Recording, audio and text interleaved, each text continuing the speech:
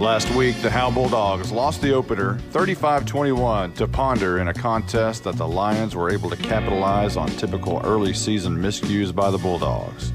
The bright spot was that freshman quarterback Austin Haley showed why he's in that position by throwing 3 touchdowns, the first Howe QB to do so in nearly 10 years.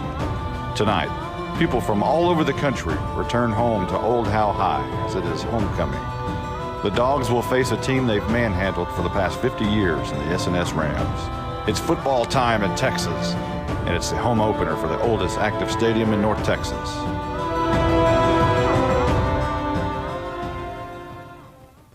The following is a product of Grayson Publishing. Warning, the following high school football game is not for the faint of heart. Kiss him goodbye. It is touchdown time in Texas. It's a Haley's Comet for the first time in his career. Please take all necessary precautions. Kiss him goodbye. To the 3, to the 2. He's in. It is touchdown time in Texas. Howe Bulldogs football is on HoweEnterprise.com and is brought to you by Sonic of Howe, Scoggins Funeral Home, Attorney Micah Belden, Bucksnort Barbecue, TechWave, Ed Meacham State Farm, Knight Furniture, Independent Bank, Star Auto Body, Torque Plumbing, Family Attorney Kimberly Killebrew, Juan Enciso Farmers Insurance, GCEC, The Old Man at the Coffee Shop, FBC Howe, the Howe Athletic Booster Club, Baker AC and Heating, Pitt Exteriors. He hands off on the reverse to Louder from the left to the right. A seam. He's in. It's touchdown time in Texas. Now get ready because it's football time in Texas on HoweEnterprise.com. Here's the voice of Howe Bulldogs football, Monty Walker. Welcome. Homecoming 2019, and the train goes by as soon as we get ready here. There you go. Hello, BNSF. So it's homecoming, and we look like we might have a king and queen. Is that right? I think they did announce it. Jaron Ing appears to be the homecoming king. And I don't know right now. I can't tell who the queen is. Can't tell. We'll get that for you though. We had a little mix-up on our site. We're trying to get that back going to update you on the live broadcast. We've had a little mix-up, so we're fixing it. So some of you got us, some of you don't. We're getting there. Don't worry about it. We'll get there. So it's S&S tonight and the Howe Bulldogs. And, Justin, Howe has dominated S&S over the past 50 years or so, and tonight the Bulldogs are going to be looking for another win tonight. They need a big win tonight. Yeah, especially losing last week to a Ponder team that was kind of it could have been a winnable game. You made some key mistakes down the stretch last week. You play an SS team that is definitely beatable, but by no means do you need to underestimate them. I'm sure Coach Jailing is not doing that tonight, but it's a lot of excitement there. Home opener, homecoming night, and Bulldogs trying to get their first win of tonight. I'll tell you what I like already about the new home jerseys. They look just like 1985, 86, 87, 88, 89, 90, right in my wheelhouse. The black pants with the thick gray stripe, black jerseys, white numbers outlined in gray, the black helmet, black face mask. It's a really good look. Takes you back to the glory years, huh? Oh, it's a good look, Justin. It's a good look. Hey, we've got to take a break real quick. We're probably not going to give you all of the senior spotlight and the coaches show since we started late, but we'll let you listen to a little bit of it. We'll be right back right after this. Monty, now that we're off the air, let's talk about something important. When's your birthday? That's an interesting question. It's in May. Did you know that Bucksnort Barbecue will give you a free birthday buffet? What? All you got to do is show your proof of age and get a free Bucksnort Barbecue buffet for your birthday. They'll even include the drink. Well, we're going to my parents for my birthday. Well, Bucksnort Barbecue will keep that offer 5 days before or 5 days after your actual birthday. Hey, I'll even go to Van Alstyne for that. Bucksnort Barbecue is located in downtown Van Alstyne. BucksnortBBQ.com. I'm attorney Micah Belden, and I will always be a Bulldog. I'm a proud graduate of Howe High School. The great leadership from our teachers and coaches helped me be able to become one of the few certified criminal law specialists in Texas. While I love the black and white, in trials, everything is not always that way. If you've been investigated, arrested, or charged with a crime in North Texas, you need to call me now at 903-744-4252 for a free consultation. I'm board certified by the Texas Board of Legal Specialization, Principal Office, Sherman, Texas. Welcome to the Howe Bulldogs Senior Spotlight, brought to you by Ed Meacham State Farm. Now let's join Monty Walker with this week's senior. Welcome to the Senior Spotlight. This week we're featuring J.C. Helpenstell and Arturo Lauder. J.C., we'll start with you. The lone holdover from the Zach Hudson era. How long ago does that feel like? It feels like forever ago now with Coach Jay being here. I mean, we're just so used to all the work he's taught us and everything he's shown us, and it's just seems like it's been forever since then. How have you improved since your first varsity year as a sophomore? I think I improved a lot just in that sophomore season, especially just first time being on varsity. From start of the season to the end of the season, you could see how I improved, and everyone on this team has improved throughout the years. So I think it's just been improvement all the way around. After last year, you now understand the importance of senior leadership. How do you make sure this team does things maybe a little bit differently than last year? I think we just have to keep the energy up all the time, like when we're out here in practice, just keeping guys focused when game day comes, because a lot of these guys haven't played varsity football or haven't played football at all in several years, so they don't know exactly what to do and what not to do. So all the seniors just got to hop on them, keep them focused, and make sure they're doing stuff right. What are some other things you're involved with here at Howe High? I'm involved in track, and I might play basketball this year. I'm not sure. I could get cut, so I'm not sure yet. But I'm just going to stay involved in track and just keep working out, keep working hard. When's the last time you played basketball? Eighth grade year. All right, well, let's do it.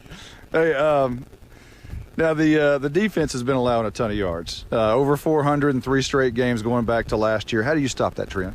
I think it's just keeping all the guys focused, making sure that everyone knows what to do from top to bottom throughout the whole depth chart. You know, we got to make sure our backups know what to do. We got to make sure third strings know what to do, because we have a small team and we just got to keep everyone on the same page. Got a homecoming date? No, I don't. Who's going to be the homecoming queen? I'd say Molly. Molly Wilson? Yes, sir. All right, we're going to take a quick timeout. We'll be right back. This is more than a bundle. This is way more than a combo deal. It's your sanctuary, your home field. It's where everything happens. This is your home, your car, your memories. And you want to be sure they're protected with home and auto insurance. As your State Farm agent, I get it. That's why I'm here to help life go right. My name is Ed Meacham, and I'm your Howe State Farm agent. Give me a call at 903-892-3923 or on the web at MrRedInsurance.com. All right, now let's turn it over to Arturo Lauder. Is homecoming a distraction for a football team? I don't think so. I think it kind of gets up the hype, builds up the hype for the football team, because homecoming's better when you win. So we're just looking for a win. Yep. You got a homecoming date? Yes, sir. Hannah Dwyer. And who do you think is going to win homecoming queen? I'm not going to pick one. All the girls are beautiful. I'll just say that. Wow. All right, stepping out on a limb there. All right, you're a receiver now instead of a running back or a slot back. You like that? Yes, sir. I guess sometimes I kind of wish I was running the ball, but I know I'm helping the team out playing receiver, and it's a lot more fun than I thought it would be. So it's fun, yeah. How much of an adjustment is it moving from an all-run offense to throwing the football? It was a big change for us. We didn't know what to expect, but we like the new offense, and now we think it's better than the slot T stuff. But we still have Coach West, but we think it's better. Defensively, you're playing the joker position. Is that a transition for you going from that? You've been a safety most all the time. Talk about that transition. I mean, it's not really a transition. It's basically the same thing, just playing in a different spot. But the transition was not that hard. Honestly, it was pretty easy.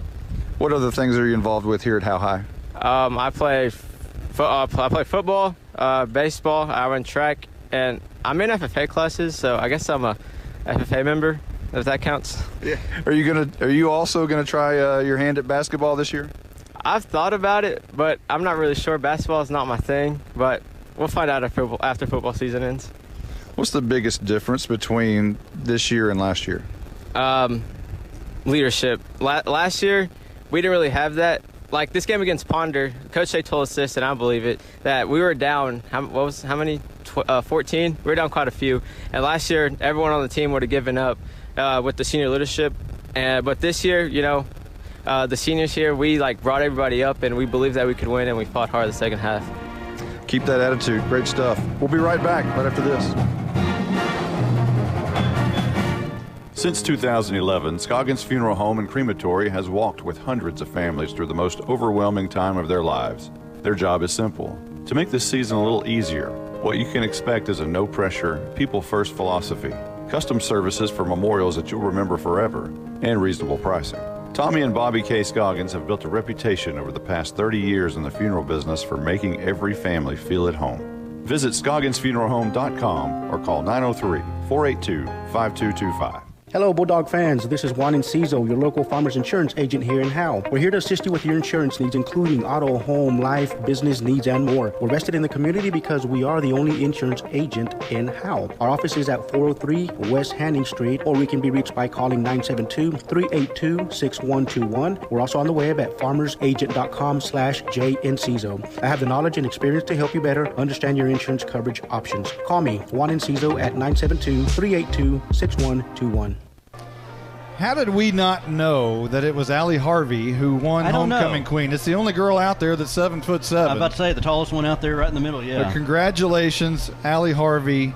Following up, another thing that your sister did, Riley was Homecoming Queen several years back, and now what you can do, I can do. Again, little sister always trying to keep up, and she does it again, Homecoming Queen. Congratulations, Allie Harvey. We have some starters to go over tonight.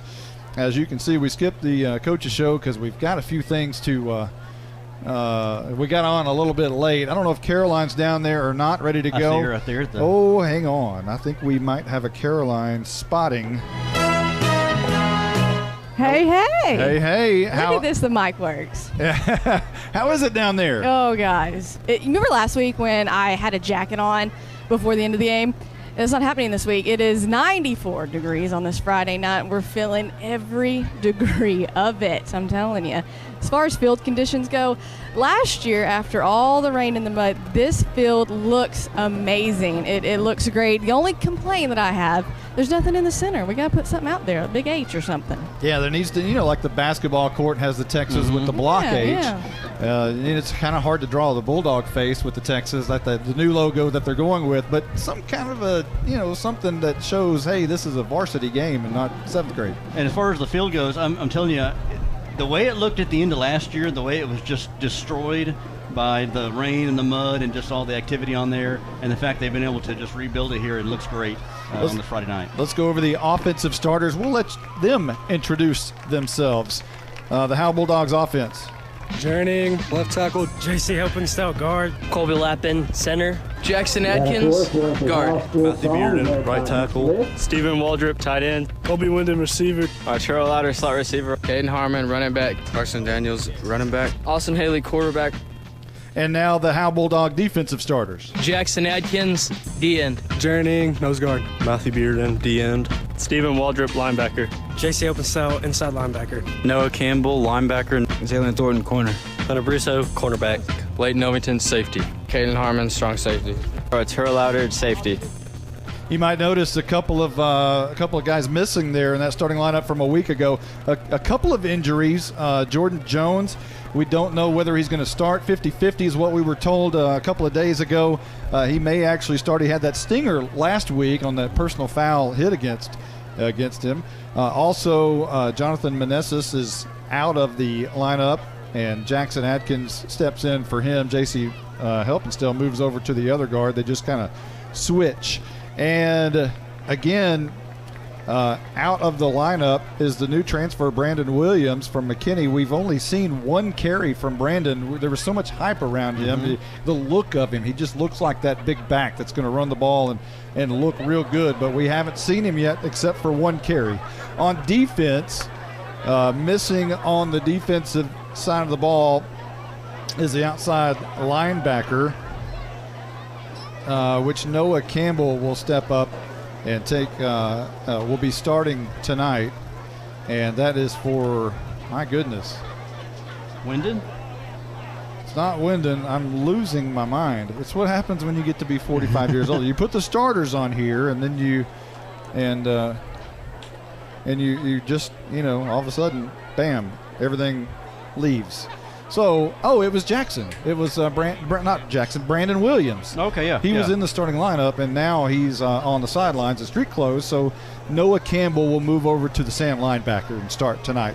For S&S, on offense, up front, Elijah Heron, number 56. He's 5'11 and 205 and a senior. The left guard, Ethan Thomas, 5'10", 240 and a junior. The center, Cody Kerr, 61, 5'6", 210 and a junior. And the right guard, Edgar Aguilar, 5'6", 225. The right tackle, Matt Billmeyer, 5'10", 225. He's a senior. The offensive line is 1,105 pounds, averaging 221 up front. The wide receiver tonight, Cooper Heron. He's 5'8", 140, a junior. Quarterback, Jake Reynolds, 6'1", 170, a junior. And the wideout on the right side and tight end is Blake Smith, 5'9", 135. Slot receiver Nathan Rainey, he's 6'1", 165 and a sophomore. Slot receiver Cannon Filligy, he is 5'10", 145. And we'll see both running backs. Starting is Joey Baggs. He returns from a year ago, 5'8", 150. And the bigger back is Devin Jackson. He's 5'9", 180 and a senior. Defensively for S&S, up front, Nathaniel Rainey, 6'1", 165 and a sophomore. The nose tackle is Matt Billmeyer, 5'10", 225 and a senior. And defensive tackle Ace Mabry, 6'1", 170 and a senior. The linebackers, Coda Richardson, Chase Sloan, Devin Jackson, Colby McSpedden.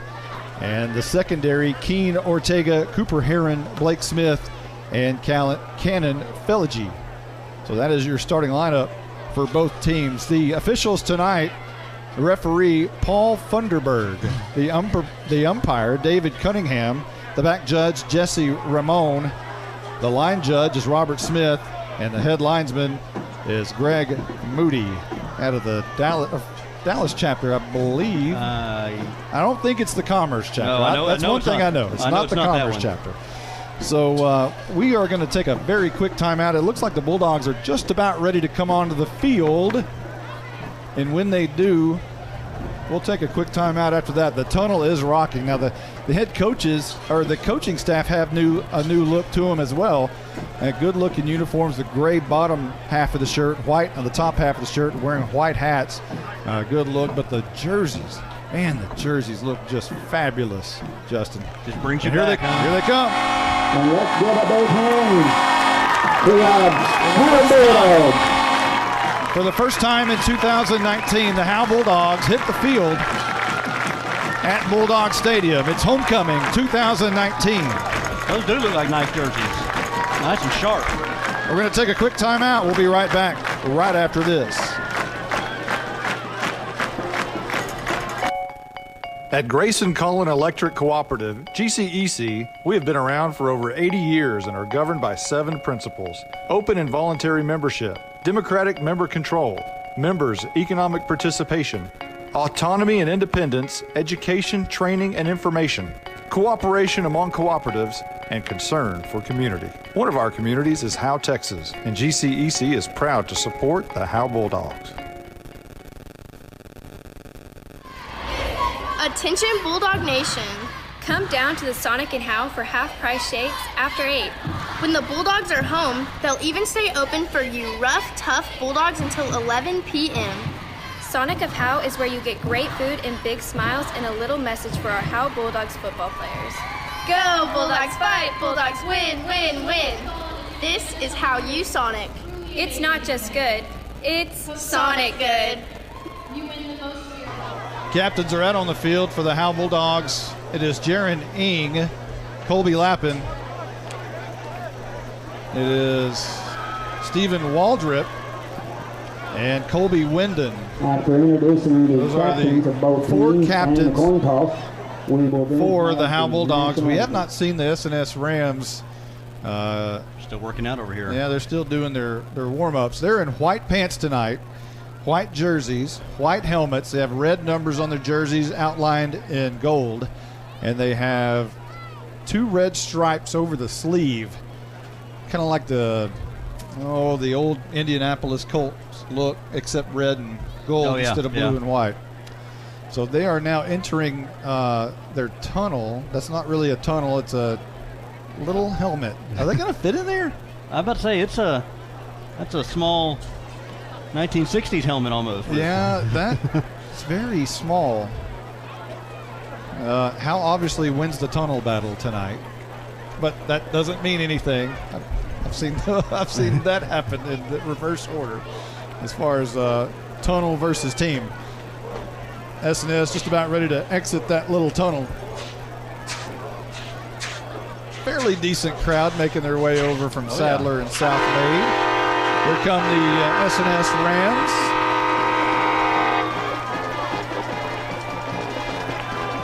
So here come the captains. There's 2 captains for S&S. Number 15. It'll be, apparently, it will be Matt Billmeyer. Number 60. And I believe Gage Moore. Gage Moore in street clothes for S&S. Number 72. Well, we saw a lot of street clothes last year with S&S. And we have a coin toss down there with Caroline Slauson. Take it over.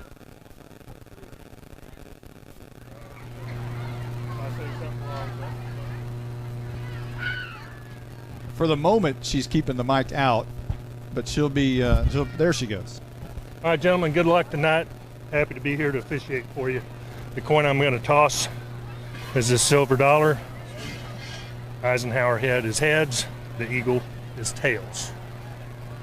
That's heads, that's tails. Any questions? All right. Sir, what do you want to call? Tails. He called what? Tails.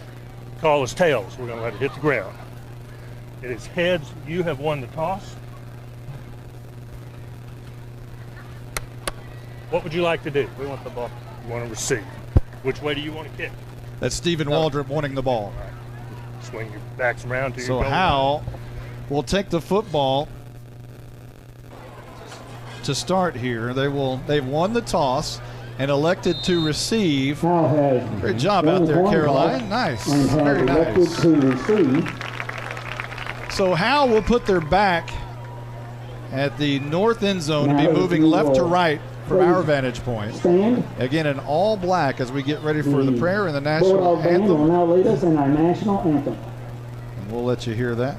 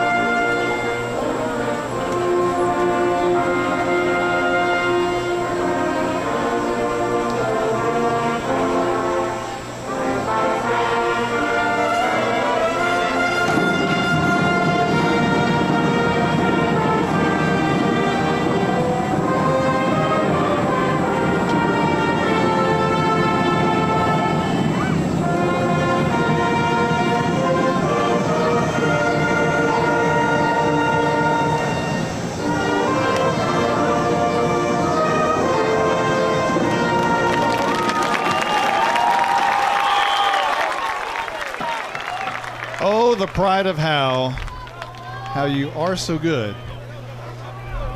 So the national anthem, check. Coin toss, check. Homecoming king, queen. Check. Jaron Ing and Allie Harvey. Yes. The good-looking black throwback uniforms to 1985, 6, 7, 8, 9, 1990. Check. Those look fabulous. Mm-hmm. We've got the starting lineups in for you. Now we're just ready for some football. So the head coach Bill Jailing, his second year in Howe. He's 11-39, sixth season overall as a head coach. 44 years old of San Antonio, transferred to Pittsburgh, Pennsylvania as a youngin'. His coaching career started at Cushing 2013, went 1-9. 2014, 4-6. 2016, went to Hampshire Finette, went 1-9, and then improved to 2-7 that year after when they had the big floods down in South Texas, messed up their team. And then last year went 3-7 here in Howe. He's originally from San Antonio. And we're just about ready to kick. Now the S&S Rams have their own Callie Vick. She will kick tonight. Normally the place kicker, haven't seen her doing kickoffs, but she will kick off tonight. And that is Susie Griffin. And it's in the air. It's a high kick going to be taken right up the middle. And that's Derek Kirshner. The ball comes out. It's on the turf, and S&S still scrambling for it. A fight for it around the 20-yard line. Kirshner had it pop out, and S&S says they have it, and they do. Not a great start for Howe by any means. S&S already around the 20-yard line at the 22. Well, we talked about self-inflicted wounds last week and how those just kind of came back and just killed the Bulldogs, and they got one right off the bat here. Haven't even got the ball offensively, and on the return kickoff, fumble and turn the ball over. So 11:52 on the clock, and here comes S&S on their first drive of the night. It'll be Reynolds with a low snap. He digs it out. He's going to run it straight to the middle and a few yards as he crosses the 20 to about the 18-yard line. A ground ball there, snap there. He had to field and just kind of weaved his way for a few yards. This Bulldog defense who gave up 374 total yards last week, hoping to improve on that number. Second down and about 7 here. Swing pass out to the right. That's Jackson on the catch, in trouble. Gets out of trouble along the sidelines. Strolls in for a touchdown. Oh my, already with 11:15 on the clock in the first, a fumble on the kickoff turns into points for S&S. Oh my, that was a quick swing pass there to Jackson. Jackson juked out about 3 Bulldog players and left them in the dust there and was able to go in easily for the touchdown. It was good pursuit there at the beginning initially by the Bulldogs, but Jackson with great moves able to get the touchdown. Susie Griffin on for the PAT. It's up, it's high, it looks like it's good, and it is. S&S with an early 7-0 lead at Bulldog Stadium. Whoa! We'll be right back right after this timeout. If you've ever been in an automobile accident, who do you trust for your needed repairs? Star Auto Body is Texoma's most trusted body shop, serving all of Grayson County and surrounding counties since 1992. Star Auto Body is locally owned and operated. Services include major collision repairs with or without insurance claims, minor cosmetic repairs, parts replacement, and refinishing. Choose Star Auto Body and Alignments in Howe, Texas, 903-532-5365. Star Auto Body of Howe, Texas. This is attorney Kimberly Killebrew. I'm a Howe resident with 27 years experience practicing family law. I service the greater North Texas area, including Grayson, Collin, and Denton counties. Call 214-432-1595 to schedule a consultation to discuss your divorce, child support, custody, or family law needs. Mention this ad and you receive a free 15-minute phone conference. In-person appointments are available in Grayson County or our principal office in Plano, Texas. Not a way to start a football game. 7-0 S&S on top early. 11:15 to go here in the first, and Howe's going to try to return this one again. A different player in that position. Kirshner now out in the middle of the field. Jordan Jones in. Yeah, one of the first things I know is good when your athletes is used to kind of carrying the ball there. And now here's a squib kick. It's going to go out of bounds at the 50-yard line. Not sure if that was supposed to be a pooch kick or not, but it just goes out. That's the Tech Wave kickoff. And now Howe will apparently have great field position when they start. There's a discussion with Bill Jailing and the line judge here, and figuring out how Howe wants to take the ball there. So good starting position for Howe on this drive, which will actually be their first offensive set, as they didn't get to bring the offense out as they fumbled the kickoff earlier. Well, good thing is it's early in the game, so not even a minute has gone off the clock here, and the Bulldogs will start off with great field position in S&S territory at the 45-yard line. So you just kind of put that out of your mind and just go back to your offense. That did pretty well last week with Austin Haley. 11:15 on the clock. Haley in the gun, looks to swing pass out. It's going to be caught by Thornton. He's got a lot of room. 35, 30, makes a move to the 30, 20, 15, kissing goodbye. Touchdown, Jalen Thornton. What you can do, I can do. Howe scores on their first play. 11:05 on the clock. 7-6, and the Bulldogs answer right back, awaiting this PAT. Jalen Thornton, he had a lot of electricity. Just as soon as he got the ball last week, he was just, as you said, always up to 10, and he got that bubble screen there and just got his blocker to hit him and able to weave his way enough for the races for a 45-yard touchdown catch. Flores on for the PAT to try to tie this one with 11:05. It took 10 seconds off the clock. One play, 10 seconds. That's your Hit Exteriors LLC scoring drive recap. Haley to hold. It's on the tee. The kick is a low line drive, and it is true. Tie ball game 7-7. We'll be right back right after this timeout. My name is Michelle Walker, Vice President of the Howe Athletic Booster Club. On behalf of the board, we'd like to thank you for your support. Our mission is to support all Howe athletes, girls and boys, middle school and high school. We do this by purchasing new equipment and other items. Without these funds, our athletes would not be where they need to be. It's only $25 to become a member. Hey, this is Coach Jailing. Our motto this year for the Howe Bulldog football team is all in. And all in means our football team, community, parents, everybody. We need everybody to be all in this year, and that includes you guys joining the Athletic Booster Club. We're going to check down with our Night Furniture sideline reporter, Caroline Slauson. Hey, that was a beautiful looking play. Talk us through it.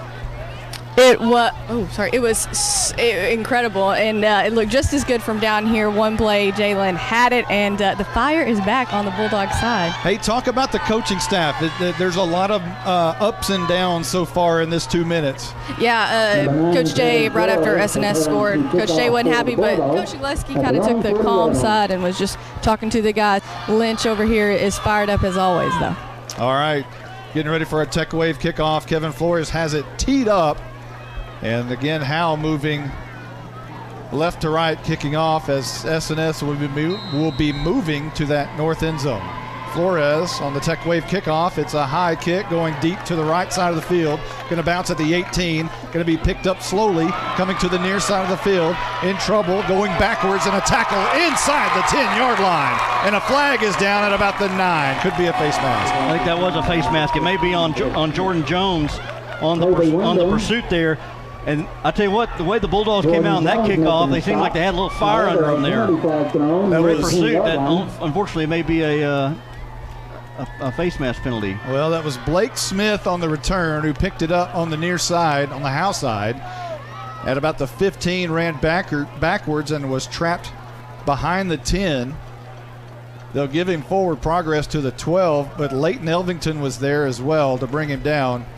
And we'll see what the infraction is as they're talking about it. And it looks like they're going to move this ball as a face mask indication. And it is. Boy, that's a bad one because Howe had him trapped way back inside the 15. Yeah, like I said, it was a good pursuit there, but 15 yards on that. That's going to bring him back out past the 20 up to about close to 25. Hey, Carson, you're going to have to remind me here. This might be a shootout. Remind me to change the scoreboard. All right, 7-7, 10:59 left to go in the first. Already 2 touchdowns early in this game. Check your defense at the door. Reynolds, and now whistles blow before this one could get underway on the 1st and 10 start from the 22-yard line, it appears. Let's see what happens here. Looks like a false start. Our spotter, Carson Grogan, tells us. And they'll move this one back, so a little justice for the Bulldogs.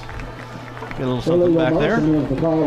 So they'll move it back to the 17, close to where they were going to start a moment ago anyway. So First and 15 from the 20. Now they're at the 22, right? My goodness.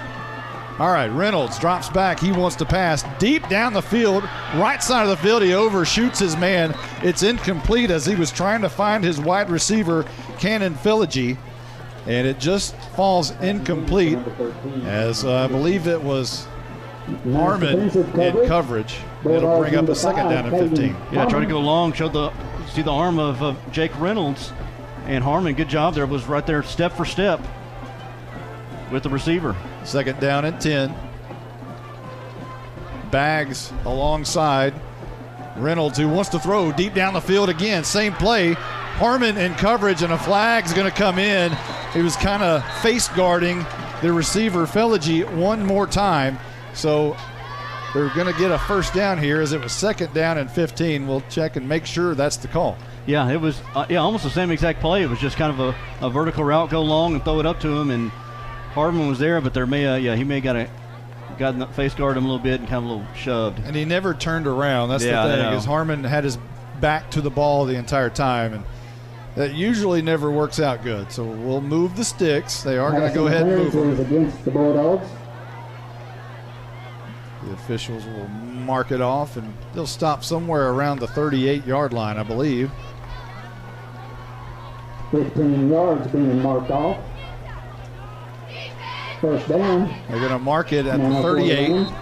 First and 10, right to left goes S&S. White uniforms, white helmets, white pants with a little red and gold. And here's Baggs on his first carry of the night, hopping, jumping over defenders, and gets maybe 2 yards up to the 40-yard line. Joey Baggs, we saw him a little bit last year before he was injured. And a little draw up the middle there and just a couple of yards on the run. So Baggs and Reynolds in the backfield. 3 receivers on the right, 1 down here at the bottom. Reynolds wants to throw, 3-step drop. Deep ball, right side once again. Right there to make the interception is Leighton Elvington. He picked it out of the sky. First and 10, Howe going back the other way at the 30 or 28-yard line. Trying to go to the well again, going to Blake Smith. That time Elvington was in coverage, and he locked in the air, put a lot of touch on there, and enough for Elvington to look back, go up at the highest point, and bring it down. Good job there by Elvington with good coverage. 10-13 on the clock here in the first. First and 10, Howe now moving left to right at Bulldog Stadium, opening night.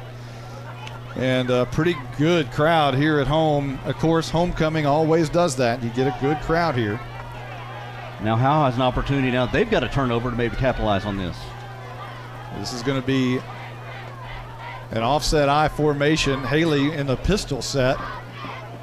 And right behind him is going to be Thornton, who gets the carry on first down. Good for about 3 yards near the 30-yard line, maybe 2. Thornton, gain of about 3 on the play. And they'll mark him at the 29, second down and about 7 coming up. Handoff on the outside. Jalen Thornton showing he's human. Only 3 yards on that carry. We're used to 8, 9, 10-yard carries there. Boy, Leighton Elvington, what a great moment for that first interception of the year. Mm-hmm. Second down and 7. Haley, handoff again. Thornton trying to cut out of a tackle, but he's going to be captured right about the line of scrimmage, maybe a gain of 1 up to the 30. Good job there by, I think that was Coda Richardson with the tackle. Wrapped him up right about the line of, maybe after only just about a yard or so. And Jalen, who had a lot of broken tackles last week, are taken down right away. Third down, Jordan Jones not in the game. Colby Wyndon into the game. Austin Haley wants to pass on third. Deep down the field, looking for Arturo Louder, and he overshoots him by about 2 or 3 steps. Haley was knocked down, no big deal there, but it is fourth down and punt time for the Bulldogs. Yeah, trying to go to a deep slant there to Louder and just overshot him completely. It looked like the route wasn't run correctly, or the pass was thrown at a different direction as the receiver Louder had to try to make an adjustment on the fly to that football. So somebody's a little miscommunication there. Yeah, something seemed off on that. Jalen Thornton will punt as he'll stand inside his 20 at the 19-yard line on fourth down and 7. Good snap, good punt, low spiraling kick.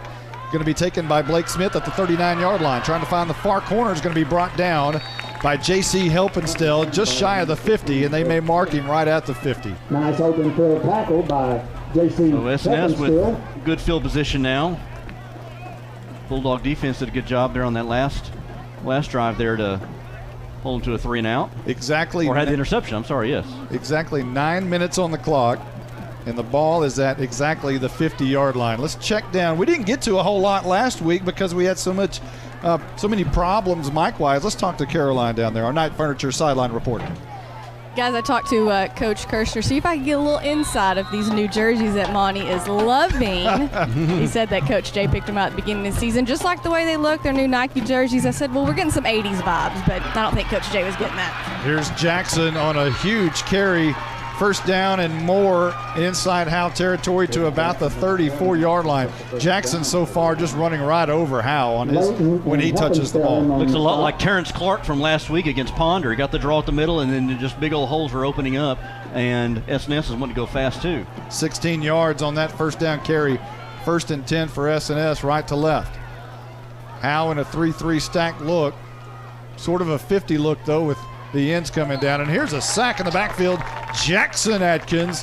Going to be a loss of 2, maybe 3, near the 40-yard line at the 38. I think there was some miscommunication. Reynolds had I believe that was Jackson to the left of him, and Jackson went out almost out in the flats there, and Reynolds tried to fake it to him, but nobody was there, and it was a broken play. That's second down and 14 right here. 3 down linemen for Howe as Reynolds wants to throw. Pressure from Helpenstell. He steps out of the pocket, rolling right. Pressure from Wyndon. He escapes that tackle. First down and more. And the flag is down, and so is Reynolds, but all the way down to about the 6-yard line, and another late flag comes in. And our spotter says a hold to begin at the line of scrimmage, and a late flag came in at the end, thrown at the feet of one of the S&S players, which is, it appears that it might have been Bildmeyer, but we'll have to check and see if that's the big one or not. Yeah, Reynolds dropped back and then rolled out, or stepped up in the pocket, then went on a run there, and yeah, it looked like a hold there on the outside. I didn't see who it was, but and then I wonder if that was maybe, that wasn't a late hit at the end of that, was there? There's a hold there. That one's been called. Holding is the call against. And maybe that's the only one. Maybe that was the only one. Maybe both flags were for the hold. So a huge holding penalty that benefits Howe right there, because Reynolds had escaped all the way down inside the 10 to about the 5-yard line. So we'll do it again. Second down and 15. Reynolds drops back 3 steps under pressure, throws across the middle, high, incomplete, intended for his receiver Chase Sloan, but it goes over his head, and Elvington was in coverage. Kersher was coming in on a cornerback blitz, and Kersher, after Reynolds got rid of that, Kersher gave him a little shove, took him down there a little bit just to remind him he's still there. What I do like about this defensive series is how is bringing pressure.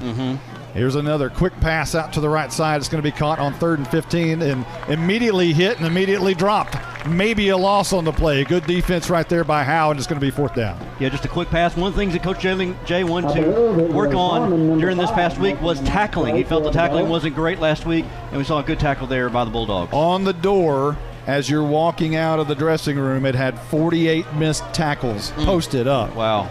Coach Jay not happy about that number. 4th down, it appears Howe's going to S&S is going to go for it.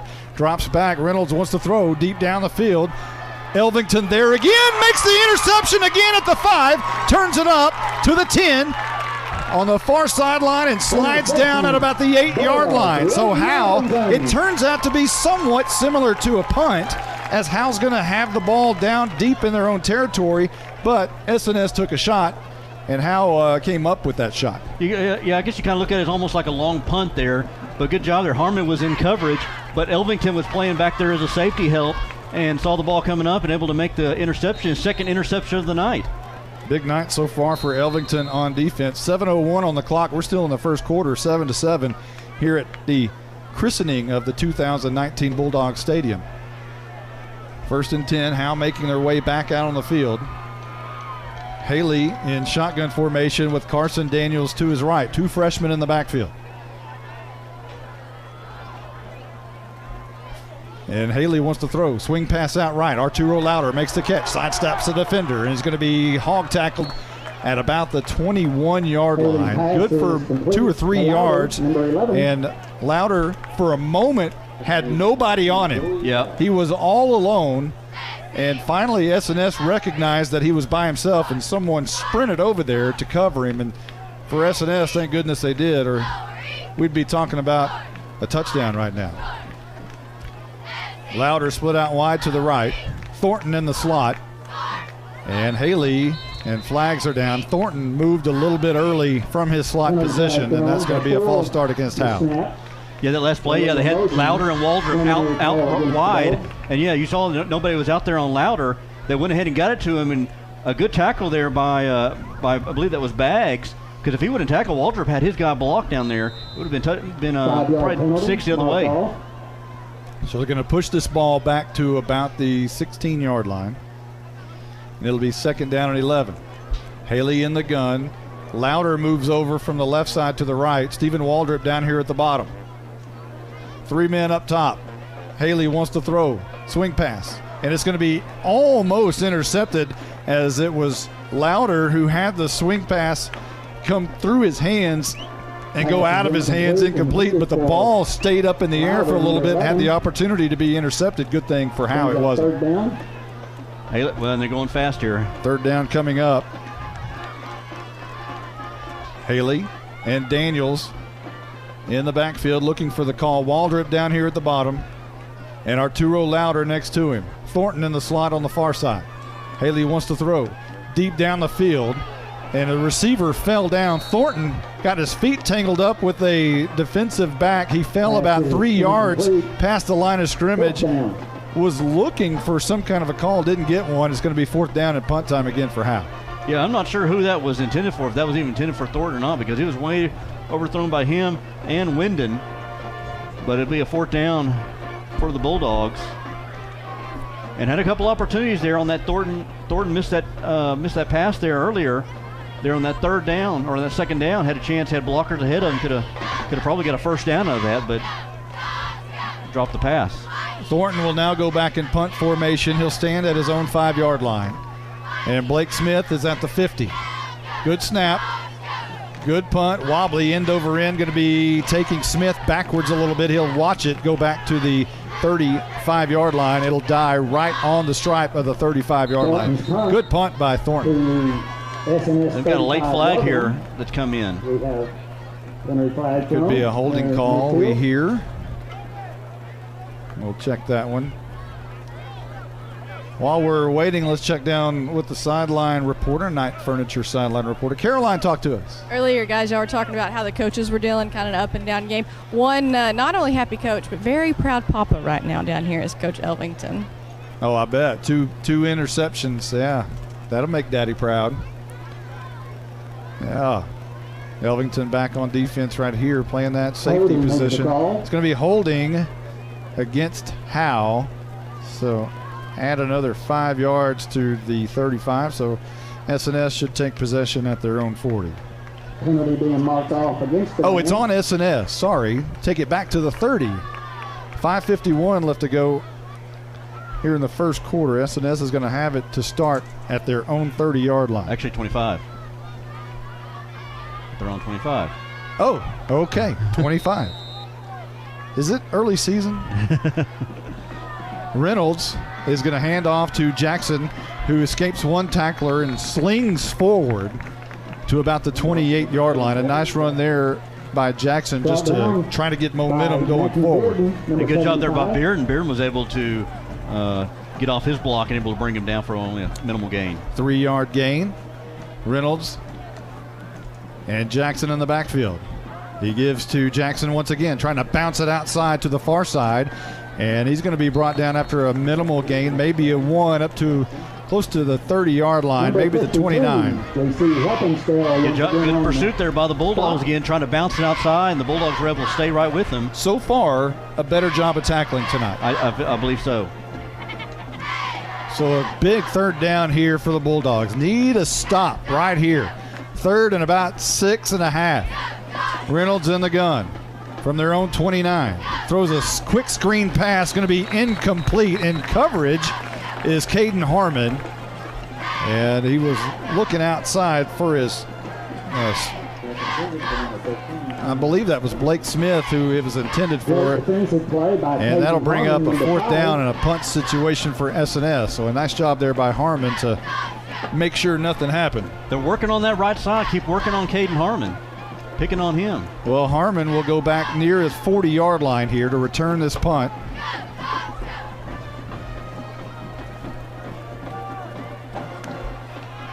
And here's the punt. It's going to be a low kick. Going to be taken by Arturo Louder, coming to the 40, near side, and has his legs taken out from under him, and a flag is down near the area of Leighton Elvington. And also over there was Nathaniel Rainey. And the flag was thrown right. Something happened with those two gentlemen. But Arturo Louder right now is down. Go ahead, Caroline. Can you hear me? What happened was number 8, I believe it was for S&S, Leighton had tackled him. 8 was not very happy, reached around Leighton and face masked. I'm hoping that's what happened. You're right. Yeah. Look at that. Night Furniture. They should be so happy. So it is a personal foul against S&S, and this will give Howe 15 extra yards from where they started, which was going to be about the 42-yard line. Is that right? About there. So they're going to move the ball up to the other 42. We'll be in Ram territory here to start this drive. Right now there is 4:45 on the first quarter clock. Ball at the S&S 42. 2 men in the backfield. I know that's Daniels.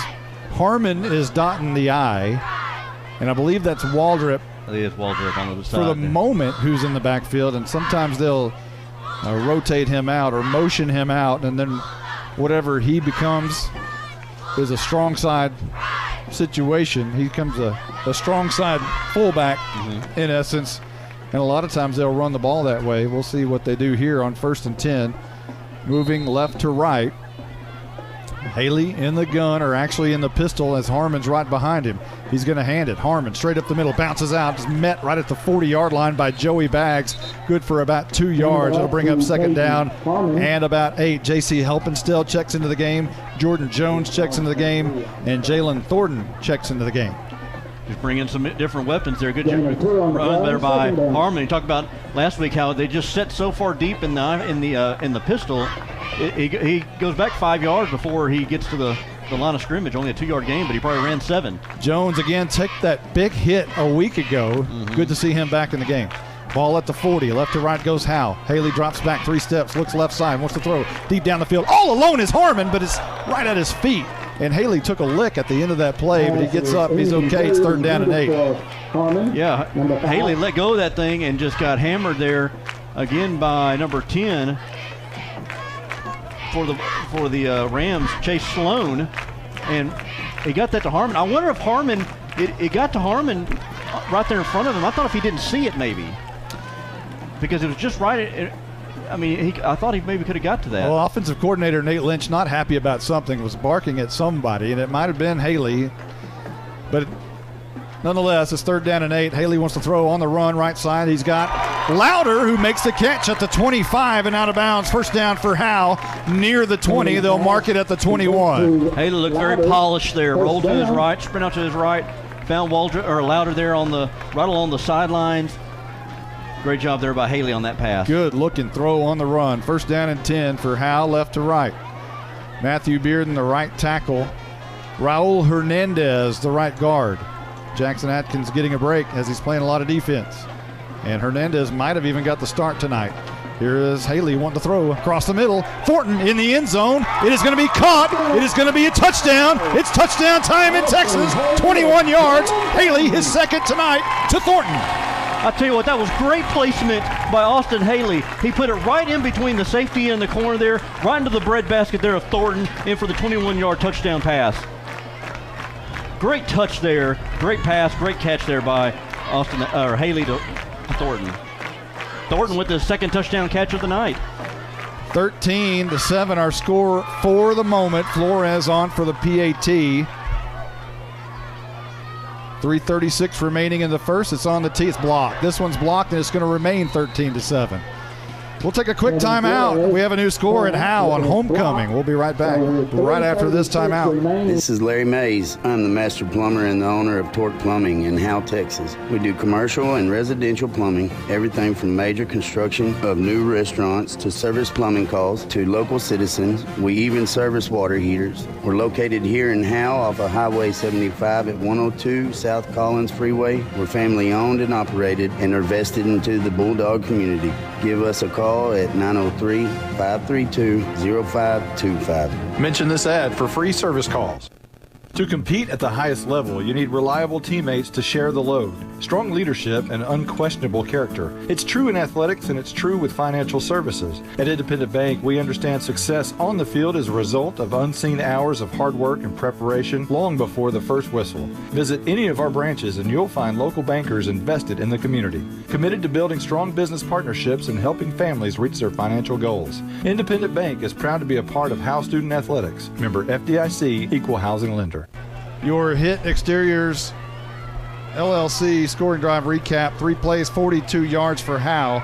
Ended on a 21-yard touchdown pass from Austin Haley, his second of the night, to Jalen Thornton, his second of the night.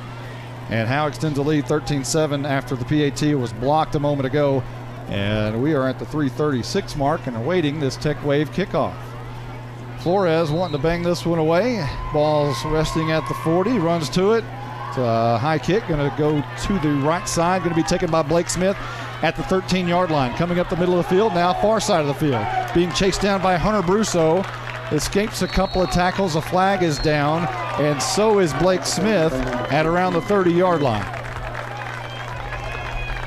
Guys, we got a flag and a hat down here. Yeah, we got a flag, a hat, and a scorebook there by the line judge. Well, that's never good when the hats start going. You never know what's next. The shirts start flying. I mean, it's a family game now. You know, we're not playing spin the bottle out there, guys. I wonder what that could have been. I mean, with the hat, it's usually ineligible. Well, the flag is probably a hold. Legal the touching. Hat could be a personal foul. It could be something else. When you're throwing your hat, you already run out of flags. Yeah. I believe it was number 13 for SNS and Arturo Lau. No, number 3. Sorry. So Gavin Collins for SNS is number 3. And we don't want to speculate, but let's see what the call is. They're still discussing it as the officials are standing around SNS 30-yard line at the south end of the field. And Howe's defense is out there just waiting to go. It's going to be 1st and 10 from we'll see where. No idea. Maybe the Howe defense needs a little rest right now, too. That's going to help them. As a lot of their players are playing both ways. So. 3:25 on the clock. Penalty is against SNS. They're going to move this one back pretty good. This one's going to go all the way back to the 11-yard line. Yeah, he got tackled about the 30-yard line. So, yeah, that's a big penalty by the Rams. I think I hear Leon Thornhill's voice over there. What a great sound at Bulldog Stadium to hear Leon Thornhill once again, the longtime PA announcer. Good to hear that. Here we go, 1st and 10, SNS, right to left. Reynolds digs out a low snap, looks right, deep down the field. It's going to be intended for Blake Smith. Leighton Elvington went for another pick, but he just knocked it away, stepped right in front of Smith and made a great play. Yeah, just a deep out there to Smith. Again, they're going to that right side. Just whoever's over there. It's been Harmon, it's been Elvington. Of course, they may not want to keep testing Elvington. Elvington with 2 interceptions already. Ball just over to the outstretched hands there of Smith. 2nd down and 10 coming up. Elvington, a whale of a game so far defensively. Here's a handoff up the middle. I believe that's Baggs. Good for maybe 2 or 3 yards. And he'll be brought down by Noah Campbell somewhere around the 14. So a minimal gain there, only about 5 yards. So bring up a 3rd down, or maybe 4 yards, 3rd down and 6. A long 6 here for the Rams. This is going to be Reynolds handing off once again straight up the middle, close to a 1st down, but I'm not sure he's going to get it, as that is a new running back into the game for SNS, which is Colby McSpedden. He got the carry, not enough for a first, going to be about 4 yards shy, and it'll be 4th down at around The 17, 18, in between the 17 and the 18-yard line. Aside from that first drive when Devin Jackson went in for the swing pass, they've been able to tackle pretty good, and they did it on this drive. 2 games in a row, Howe's started off really crazy, but then settled in a little bit. And here's a high punt, fair catch called for by Arturo Louder, who will watch it bounce. Not near the midfield stripe, but still in SNS territory at the 36-yard line. Not a great punt. Howe's going to try to take advantage of this right here. Good field position at the 37. Howe's had some pretty good field position tonight so far. It seems like more often than not they're starting on the Rams side of the 50. 2:11 on the clock here in the first quarter. And Howe with a 1st and 10 on the Rams side of the field. Jalen Thornton into the game. Arturo Louder will be on the right side slot. Colby Wyndon will be split out wide to the left. And Harmon in the slot with Louder on the right side. Thornton in the backfield. Haley in the gun. Sends Thornton out of the backfield. Wants to throw the swing pass to him. Caught it at the 40. Makes a move. Spinning out of a tackle at the 35 to the 30-yard line. Electric. There's a Thornton we get to know. He gets hit and just spins. Initially when he gets hit, he just spins and able to usually just squeeze out of his tackle and get a little bit of a gain. There's a down lineman, Bill Meyer, for SNS, who has his ankles taped in bright yellow tape, and every time I see it, I think a flag is down. 2nd down and about 3 coming up for Howe. Thornton in the backfield. Haley will send Arturo Louder in motion. Fakes the jet sweep to him, throws it to Thornton, and it's going to be incomplete, almost intercepted. Great position there on Thornton as they read that all along, and it falls incomplete. 3rd down and 3 coming up. Yeah, trying to get it over to Thornton again. Baggs was this time wasn't going to be beat by Thornton. He stayed right there with him, and Baggs almost able to pick that off as they try to force it in there to Thornton. Ball at the 30-yard line. Howe trying to convert right here, needing 3. Haley in the gun. Carson Daniels back in the game at fullback. Stands to his right. They throw a swing pass out to Louder. Tries to make a man miss. Does make one man miss. Spins into another guy. And they're actually going to lose a yard. And it'll be back to the 31-yard line. Needed some blockers out there on that swing pass. Yeah, I got the quick pass, and nobody to help him. Just had to use his athleticism and end up losing a couple of yards. So. Loss of 2 brings up 4th down and 5. Howe's going to go for it here on 4th and 5. At the SNS 32-yard line, Haley with Carson Daniels next to him. Haley drops back. 5 steps, wants to throw across the middle, caught by Harmon. Going to be close to a 1st down at the 25-yard line. Coach Jay says they have it, and the officials look like they are going to move it as well, and they do. Ball at the 25. A nice play call right there. And must have had his Red Bull today. Great pass protection there by the Bulldogs. You give Austin Haley time to throw, and he can pick apart this defense. Finds Harmon across the middle, able to convert the 4th down, and we got somebody down. Injury timeout. We'll take a quick one right here. We'll be right back right after this. Monty, now that we're off the air, let's talk about something important. When's your birthday?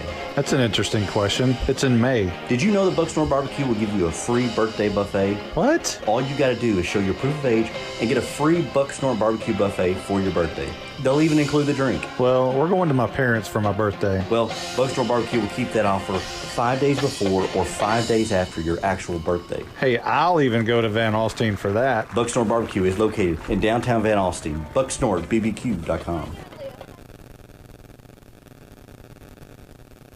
I'm attorney Micah Belden, and I will always be a Bulldog. I'm a proud graduate of Howe High School. The great leadership from our teachers and coaches helped me be able to become one of the few certified criminal law specialists in Texas. While I love the black and white, in trials, everything is not always that way. If you've been investigated, arrested, or charged with a crime in North Texas, you need to call me now at 903-744-4252 for a free consultation. I'm board certified by the Texas Board of Legal Specialization, Principal Office, Sherman, Texas. This is more than a bundle. This is way more than a combo deal. It's your sanctuary, your home field. It's where everything happens. This is your home, your car, your memories. And you want to be sure they're protected with home and auto insurance. As your State Farm agent, I get it. That's why I'm here. here to help life go right. My name is Ed Meacham, and I'm your Howe State Farm agent. Give me a call at 903-892-3923 or on the web at mredinsurance.com. Since 2011, Scoggins Funeral Home and Crematory has walked with hundreds of families through the most overwhelming time of their lives. Their job is simple: to make this season a little easier. What you can expect is a no-pressure, people-first philosophy, custom services for memorials that you'll remember forever, and reasonable pricing. Tommy and Bobby K. Scoggins have built a reputation over the past 30 years in the funeral business for making every family feel at home. Visit ScogginsFuneralHome.com or call 903-482-5225. Hello, Bulldog fans. This is Juan Enciso, your local farmers insurance agent here in Howe. We're here to assist you with your insurance needs, including auto, home, life, business needs, and more. We're vested in the community because we are the only insurance agent in Howe. Our office is at 403 West Hanning Street, or we can be reached by calling 972-382-6121. We're also on the web at farmersagent.com/JEnciso. I have the knowledge and experience to help you better understand your insurance coverage options. Call me, Juan Enciso, at 972-382-6121. Well, we're back. We had an extended timeout there for an injury. It was Cooper Heron, who plays receiver for S&S, and he also plays weak safety, and he's still getting off the field. He's not made it all the way over there yet. We certainly send our good thoughts and prayers over there for Cooper Heron. Hopefully he's okay. Looks like he's walking okay. So it's first down at 10 for Howe at the 24-yard line. And Haley wants to throw deep down the field, right side, looking for Waldrip, and it's going to be incomplete as it was just underthrown just a bit. And Nate Lynch looks at him and says, throw the ball. Points down the field, says, throw it. I guess he wanted to throw it a little bit farther down, yeah, because that was about a yard or two short and kind of almost not in front of him, kind of almost behind him a little bit. So it's second down and 10. We'll talk down with Caroline here in just a moment. I think she was looking for some bug spray. We'll check down. It's one of those nights. Hot, muggy. Yep. Second down and 10. Haley with Carson Daniels to his right. Thornton back into the game, and he'll get the hand right here coming right. Getting a block from Daniels and has enough for a first down inside the 15, or they'll actually mark him at the 16. Got a really good block from the freshman Daniels. Yeah, good job there, and then we got a flag down, looks like. So we'll check the flag. Let's check down with our Night Furniture sideline reporter, Caroline Slauson. What you got? Yes, guys, I am looking. Unfortunately, I don't know what that flag is because our photographer, Michelle, almost got tackled. But, yeah, I am looking for some bug spray. But Coach Simmons just reminded me because I'm so sweet. Maybe that's it. It's the sweetness. The sweetness of sweet Caroline. Holding is the call. So it's a holding against Howe. And this is a big penalty that's going to go all the way back to about the 35-yard line. They'll mark it at the 34. Well, the good thing is you probably got 2 downs to get this. Repeat second down. And this is probably this will be 4-down territory if you get that far. Right now, Thornton is in the game, lined up in a slot right position as Ricky Ake in his 31st season as the trainer is going out there on the field. Not sure what he's talking about to the official. He is talking with the official. Is there a player standing there? Because that's odd. Or is Ricky? I think he's tending to an official. Is he tending to an official? Yeah, guys, the official's bleeding. Oh, he's got to sit out, right? Yeah. Bring him over here. Biohazard. Send in the replacement. Not the replacement refs. But not one from Commerce, though. We don't want to bring anybody over from there. All right, not talking bad about the officials. So, yeah, Ricky Ake tended to the umpire right there who had something with his right hand. There's a little scratch or something, and that's David Cunningham, and he's ready. Taped up that whole right arm. So second down and a truckload, about 20 right here for Howe. And Haley in the gun. Hands off. No, he fakes and has to flush out of the pocket left side, looking down the field. Has Waldrip. It's going to be caught and dropped. Waldrip got popped. The ball was in his hands, and he got popped as soon as the ball got there, and he's holding his right knee. Waldrip is down. This is not good. This is not good for Howe. Waldrip is down, and he is not getting up anytime soon, it doesn't appear. His He's holding his lower right extremity, and we'll have to check on this. This appears to be another extended timeout. We'll have to check and see. For a moment, we are going to take a quick timeout. We'll see. We'll be right back right after this.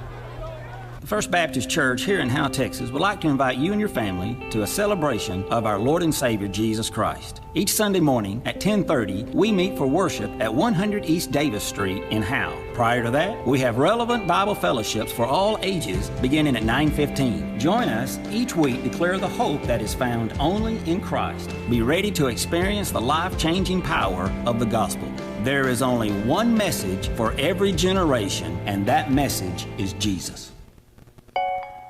At Grayson Cullen Electric Cooperative, GCEC, we have been around for over 80 years and are governed by 7 principles: open and voluntary membership, democratic member control, members' economic participation, autonomy and independence, education, training, and information, cooperation among cooperatives, and concern for community. One of our communities is Howe, Texas, and GCEC is proud to support the Howe Bulldogs. That doesn't look good for Stephen Waldrop, being carried off the field, putting 0 weight on his right leg at all. That doesn't look good. That's a big loss if Waldrop can't come back. Here is a handoff to Thornton trying to bounce it outside. Does make a man miss and bowls over a defender at about the 30-yard line. So 4th down coming up. 4th at about 15 on the S&S side of the field at about the 29-yard line. A good run there by Thornton. Yeah, with that loss of Waldrop, looks like Noah Campbell would be next on the depth chart, as this first quarter is a long first quarter. It is a long first quarter, and that's a two-way starter right there for the Bulldogs, and that is the end of the first quarter. Second quarter time. We'll be right back right after this timeout. Attention Bulldog Nation. Come down to the Sonic and Howe for half-price shakes after 8. When the Bulldogs are home, they'll even stay open for you rough, tough Bulldogs until 11 p.m. Sonic of Howe is where you get great food and big smiles and a little message for our Howe Bulldogs football players. Go Bulldogs fight, Bulldogs win, win, win. This is How You Sonic. It's not just good, it's Sonic good. You win the most. If you've ever been in an automobile accident, who do you trust for your needed repairs? Star Auto Body is Texoma's most trusted body shop, serving all of Grayson County and surrounding counties since 1992. Star Auto Body is locally owned and operated. Services include major collision repairs with or without insurance claims, minor cosmetic repairs, parts replacement, and refinishing. Choose Star Auto Body and Alignments in Howe, Texas, 903-532-5365. Star Auto Body of Howe, Texas. Well, it's 4th down for Howe on the S&S side of the field as we begin the second quarter. Again, Howe appears to have lost Stephen Waldrop. And we'll change that over to the second. Thank you, Carson Grogan. I always try to get, my last guy to do that. I always blamed him. This is Mosier's what it was. Haley wants to throw. He's got Thornton, makes the catch, 20. Looking at the 15, spins out of a tackle to the 10-yard line.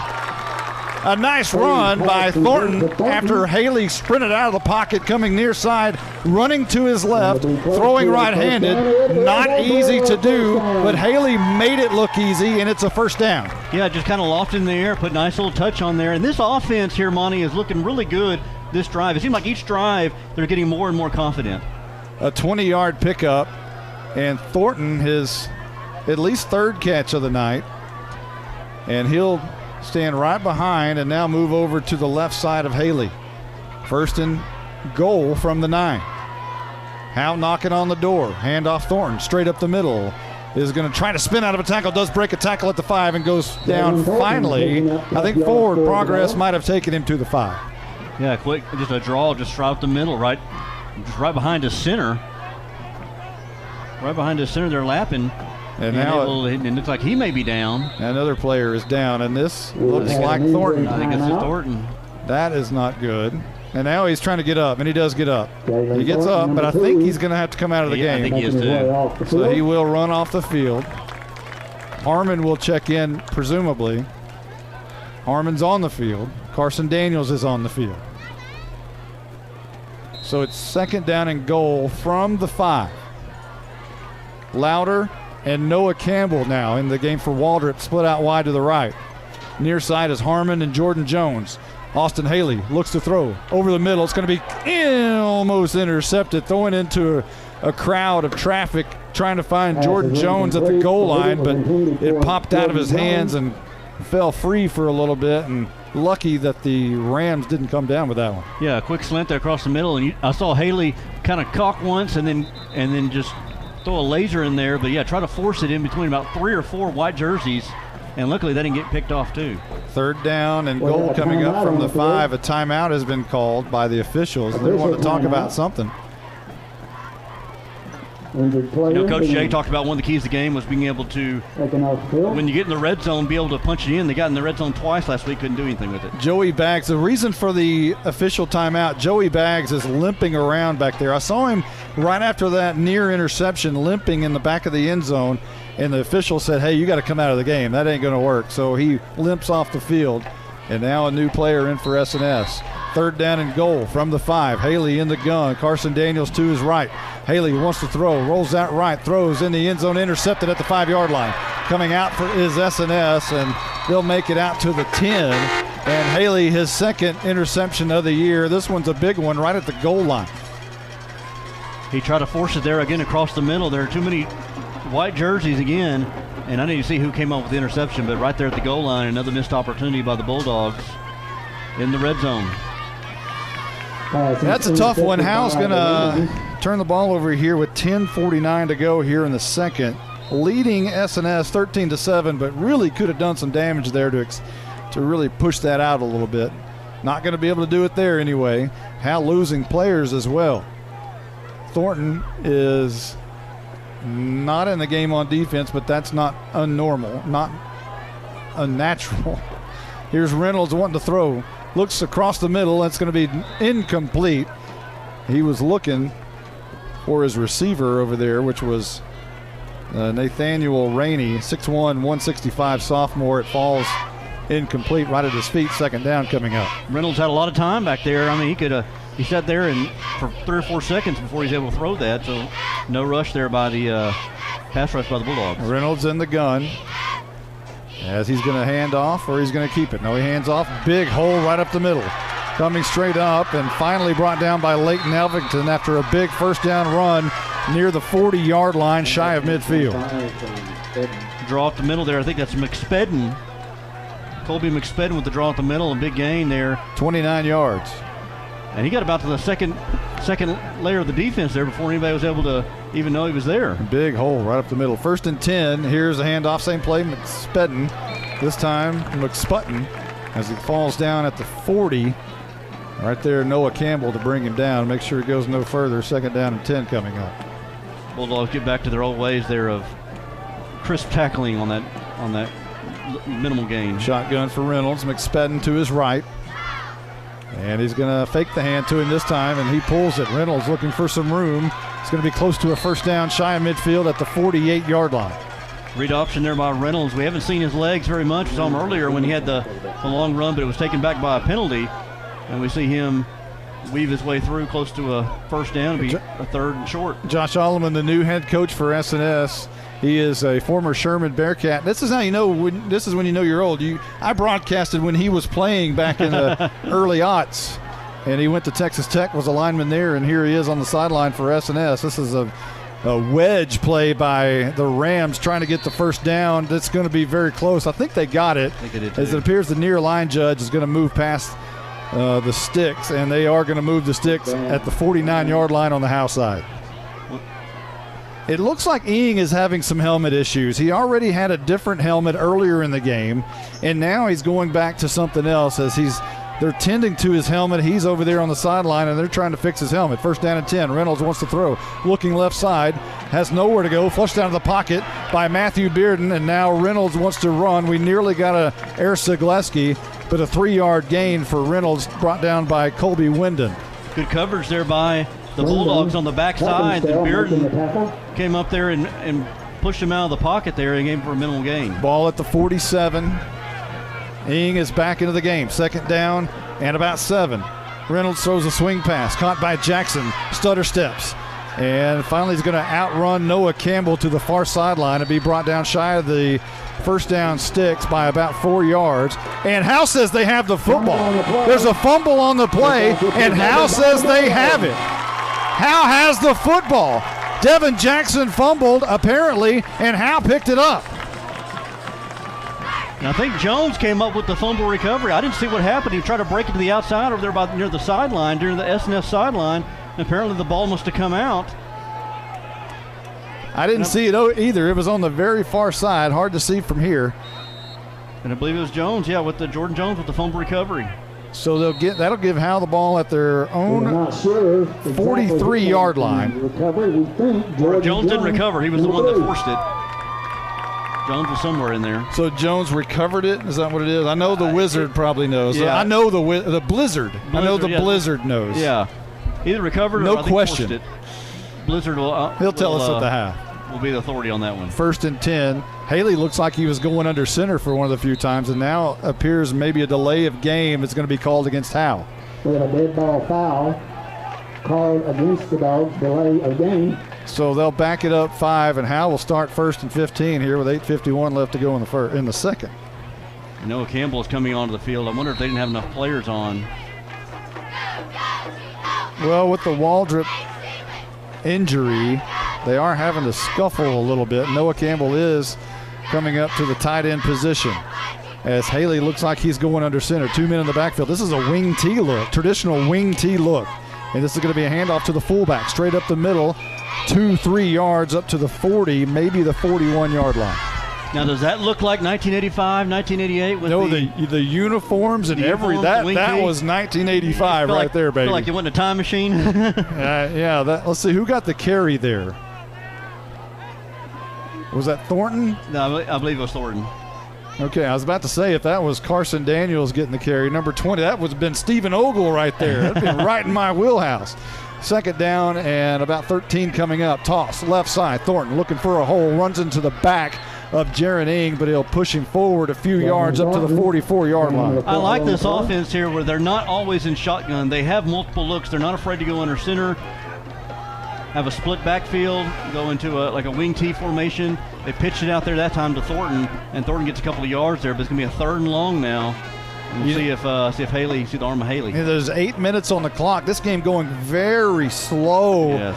And it's hot out there, and the injuries are starting to happen. And in the second half we're going to have those cramps. It's going to happen. So trying to maybe kill some clock here and get through this and speed it up a little bit. 3rd down and 9. Haley looks to throw down the field, is looking for Harmon, makes the catch. It goes through his hands at the 30-yard line, incomplete. Harmon got behind the coverage, and I don't know exactly where the ball was supposed to be placed, but Harmon was having to look both ways over his shoulder, over left and right shoulder, and just couldn't get a read on it,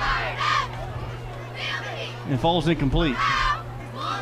So that'll bring up a punt situation for Howe as Jalen Thornton will check into the game to punt this one away. Ball is resting at the 44-yard line on the Howe side of the field. Jalen Thornton will stand at about the 35. Blake Smith for S&S will back up to the north side of the field at about the 25-yard line. Thornton's kick is a wobbly end-over-end kick. Blake Smith caught it, dropped it. This may be Howe's ball at the 20-yard line. Jordan Jones recovers the fumble. He's tackled by J.C. Helpenstill, celebrating, and Howe's got the ball at the 19. There's the break that the Bulldogs need. Great job, Jordan Jones. As soon as that ball was dropped, Jordan Jones was like a missile as he just came in there and just scooped that ball in there and recovered it. So Howe with a fresh set of downs deep in the S&S side of the field at the 19-yard line. 7:25 on the clock here in the second. Now you've got to capitalize. Another turnover here converted. Another turnover here by the Bulldogs, by the Rams. Chance for the Bulldogs to capitalize on this. So 1st and 10, right to left. Haley in the gun, has Noah Campbell in the backfield and Carson Daniels. Jalen Thornton in the backfield. Haley wants to throw it in the end zone. This one's going to be intercepted about 8 yards deep in the end zone. He was looking for Jordan Jones, and who found it was, I believe, Blake Smith. The young man who just fumbled the punt return is going to come up with the interception. Yeah, is that right? Is that 15? I believe that's 15. It might be 13. Maybe. Yeah, I can't tell. It's 15 or 13. But, yeah, that was on the back of the end zone there. I don't think Jones was able to get to it. And whoever that was, Smith or Falegi? I think it's Falegi who made the interception, actually. Interception in the back of the end zone there. And so another missed opportunity by the Bulldogs. So Haley's third interception of the year in his second game. And, boy, unfortunately, they're coming right down there in the end zone area. So S&S will have the ball. 7:18 on the clock. They'll take over at their own 20, I believe. This is going to be a handoff. Nothing doing there as the dog pound defense will knock him down at about the 18-yard line. Yeah, swarming defense there by the Bulldogs. Drop who was that? Was that Jackson, I think? Back for a loss. So checking into the game now is McSpedden again. And he'll be to the left of Reynolds, who's in the gun. Two receivers either side. Reynolds wants to look near side. Whistle's blowing. This is going to be a false start against S&S. They'll back it up 5. So second down and about 18 coming up for S&S. Bulldog defense has done a great job there of aside from, again, that first play of the game, when Devin Jackson scored, they've been able to keep this Ram offense from moving very much. Penalty being marked off against the Rams. So they'll back this one up to about the 13-yard line, should be, maybe 12. And Reynolds again in the gun. And McSpedden in the backfield to his right. Two receivers to the right, two receivers to the left. 23 on the play clock and counting. 20. Now it's a fumbled snap. McReynolds gets it. Now rolls right, wants to run. Out of the pocket, now throws it on the run. Looking for Blake Smith. Incomplete. He was close to being over the line of scrimmage when he threw the football, but no flag. And now it'll bring up a 3rd and 18. And that all started with Noah Campbell coming blitzing from the right side there and made Reynolds uncomfortable. Reynolds had to hurry up and avoid Campbell, and then kind of threw it quicker than he wanted to, kind of off balance as well and off target. And it's a good job there by Noah Campbell. 3rd and 18 coming up. Another bobbled snap. This is going to be a handoff to McSpedden, who is going to be brought down almost immediately. About a 2-yard gain, and it's 4th down, and we nearly got an error. Zagleski put two arms in the air after the minimal gain there by the Rams. It's getting warm up here. It is. So Blake Smith, I believe. Let's check. It's Keen Ortega, who is back deep to punt this one away, standing just outside of the goal line. Not much of a rush. A high kick. Harmon calling for it. Harmon catches it on the house side of the field at the 47, trying to make a move. Does make a move. He's got the 40, 35, 30. Down the sideline, 20. Tiptoeing. 5. Touchdown time in Texas. But there's a flag down, or he stepped out of bounds. There's a flag down at the 33-yard line. I think the flag's going to be on the Bulldogs, but Harmon avoided a tackler, and he got a wall set up there right there near on this side of the field there on the Bulldog side, and able to tiptoe that down that sideline. Let's see if the flag, it is on the Bulldogs, It's going to be a block in the back, says Carson Grogan, and they will back this one up. That's a pretty good penalty right there. Penalty against the Dogs. So still with good field position, but now at the 35 is what Howe will start with right here. So, sorry. Ball at the 35 for Howe. There is 5:48 on the clock. And we'll go with that. We'll see, 35, carry the 1. Here we go. 1st and 10. Right to left. Carson Daniels goes in motion. One of the first times we've seen that. This is going to be a handoff to Jalen Thornton. Bounces it out right. Cuts it back left towards the middle. Going to gain 1. 2nd down and 9 coming up. Jalen Thornton. Simple I formation there. Got Daniels, the lead blocker there, and Thornton able to only get a yard, maybe 2 on that one. Again, just another multiple look here. They're not always a shotgun. They're going under center some. After this play, we'll check down with our Knight Furniture sideline reporter Austin Haley is going to go under center. Thornton in the backfield sends a man in motion, which is Daniels again. A bad snap. Haley has to fall on it. 3rd down and 9 or 10 coming up after a yard loss. Haley recovers. How goes it? Pretty good. Following that interception from Haley just a little bit ago, he came back to the sideline, and Lynch just reminded him to slow it down. 1, 2, 3, pass. Take his time. It'll be all right. Yeah, the freshman, this game goes really fast. And even though Haley, a very level-headed kid, nothing seems to bother him, or Daniels or Bearden. But still, the game does go a little fast for 14 years old for sure, especially at the varsity level with the lights on. Timeout's been called. We will take one, too. We'll be right back right after this. This is attorney Kimberly Killebrew. I'm a Howe resident with 27 years experience practicing family law. I service the greater North Texas area, including Grayson, Collin, and Denton counties. Call 214-432-1595 to schedule a consultation to discuss your divorce, child support, custody, or family law needs. Mention this ad and you receive a free 15-minute phone conference. In-person appointments are available in Grayson County or our principal office in Plano, Texas. My name is Michelle Walker, Vice President of the Howe Athletic Booster Club. On behalf of the board, we'd like to thank you for your support. Our mission is to support all Howe athletes, girls and boys, middle school and high school. We do this by purchasing new equipment and other items. Without these funds, our athletes would not be where they need to be. It's only $25 to become a member.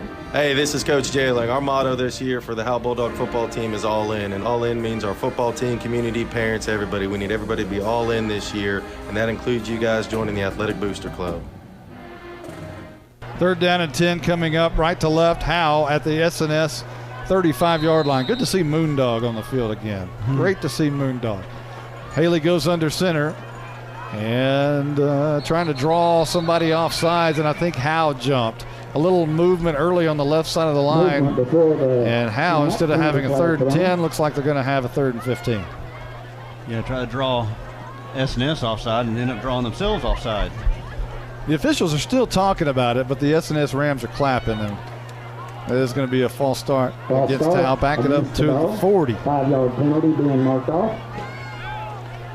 Well, actually spotted at the 30. Was that a 3-yard penalty? It was spotted at the 38. Maybe my eyesight is a little bit off, but I think it was 5 yards. I think it was at the 33 before. So the ball at the 38-ish. And now they'll get out of that tight formation. Haley will drop back in the normal set of the gun. Daniels to his right. Haley rolls out right, wanting to throw. Deep down the field, looking for Louder, and this ball is intercepted again inside the 20 at about the 19-yard line. Pass intended for Louder over on the right side, and I just don't think he put enough on that. I think he needs to put a little bit more on that throw. And was that Baggs that read that? Intercepted that one? I don't believe it was Baggs, but the defender jumped the route. Yeah, he read that pretty good because he's got to put a little bit more on that. I want to say it was Joey Carter. I could be wrong, but he jumped the route, made great position. And here's SNS from about their own 19. Yes. 4:28 on the clock. And this is Reynolds flushed out of the pocket. They let him go. He was trapped in the backfield, but he's going to escape for a few yards back to the line of scrimmage, and we're looking at about a 2nd down and 10. For a moment, it looked like Reynolds was going to be dropped for a big loss. Yeah, good coverage on the backside, good rushing on the pass rush there on the front line there. I believe Jackson Atkins may have got in there and made him uncomfortable and made him flushed him out of the pocket there, and lost a couple of yards on that one. So back to the 18 or 17-yard line. Reynolds on 2nd down. He is going to hand off near side. Jackson back in the game. Has a big hole right side, and he's going to have a 1st down, more than likely crossing the 30 to the 31-yard line. They will move the sticks. Jackson there was a draw there and broke to the outside. Jackson's been the one guy that the Bulldogs have had trouble kind of containing at times. 1st down and 10. Jackson is obviously their best runner. Reynolds, handoff, Jackson, right side. Right there is Matthew Bearden to bring him down for a loss. The freshman making the play. And Good job there by Bearden. Yeah, shed his block there and took down Jackson there almost with one arm before the rest of the cavalry came. Good job there by Bearden on that front line. He's a big boy. 2nd down and 9 coming up. They'll give him a yard to the 31-yard line. You got a little beef up there on that front line. Ing and Bearden. 2 receivers either side. Reynolds in the gun. Jackson not moving very quickly. Reynolds over across the middle. Caught and dropped. Looking for his big sophomore right there. It falls incomplete as his intended receiver was Rainey. And I thought for a moment that Louder was going to step up and make the pick. But all of a sudden Rainey showed up. And it's 3rd down and 9. Yeah, slant across the middle, Louder right there.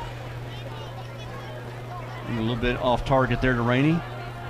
And another 4th down here for the Rams. 3rd and 9. Reynolds looks right, now looks left. Being chased by Ing, being chased by Bearden, runs right up the middle. He's got a lot of room near side. 1st down and more before finally being brought down by Harmon just shy of midfield at the 48-yard line. Harmon, number 5, he's got some speed there. Reynolds has some speed when he needs to use it. Again, we haven't seen it only a couple of times there, but he's able to convert the 3rd down on that one. And good tackle, open field tackle there by Harmon. 17 yards on the pickup. 1st and 10 for S&S near midfield, and a timeout has been called by Howe. We'll take 1, 2. We'll be right back right after this. This is Larry Mays. I'm the master plumber and the owner of Torque Plumbing in Howe, Texas. We do commercial and residential plumbing, everything from major construction of new restaurants to service plumbing calls to local citizens. We even service water heaters. We're located here in Howe off of Highway 75 at 102 South Collins Freeway. We're family owned and operated and are vested into the Bulldog community. Give us a call at 903-532-0525. Mention this ad for free service calls. To compete at the highest level, you need reliable teammates to share the load, strong leadership, and unquestionable character. It's true in athletics, and it's true with financial services. At Independent Bank, we understand success on the field is a result of unseen hours of hard work and preparation long before the first whistle. Visit any of our branches, and you'll find local bankers invested in the community, committed to building strong business partnerships and helping families reach their financial goals. Independent Bank is proud to be a part of Howe Student Athletics. Member FDIC, Equal Housing Lender. 1st and 10 for Howe, left to right, or for S&S rather, left to right. Reynolds was in the gun. This is the 6th play of the drive for the Rams. McSpedden into the backfield, stands just to the right of Reynolds, who wants to throw deep down the field. Right in the middle of the field, looking for Blake Smith. Almost intercepted by Elvington. It would have been his 3rd. It hit him right where it's not supposed to, right in the numbers. I'll tell you what, he lofted that in the air, and Elvington was reading that the whole time. And I think Blake Smith, that was intended for Smith, wasn't it? It was. Intended for Smith. I think Smith came right in front of the ball just at the right time when Elvington was trying to intercept that, hit him right in the breadbasket and out of his hands.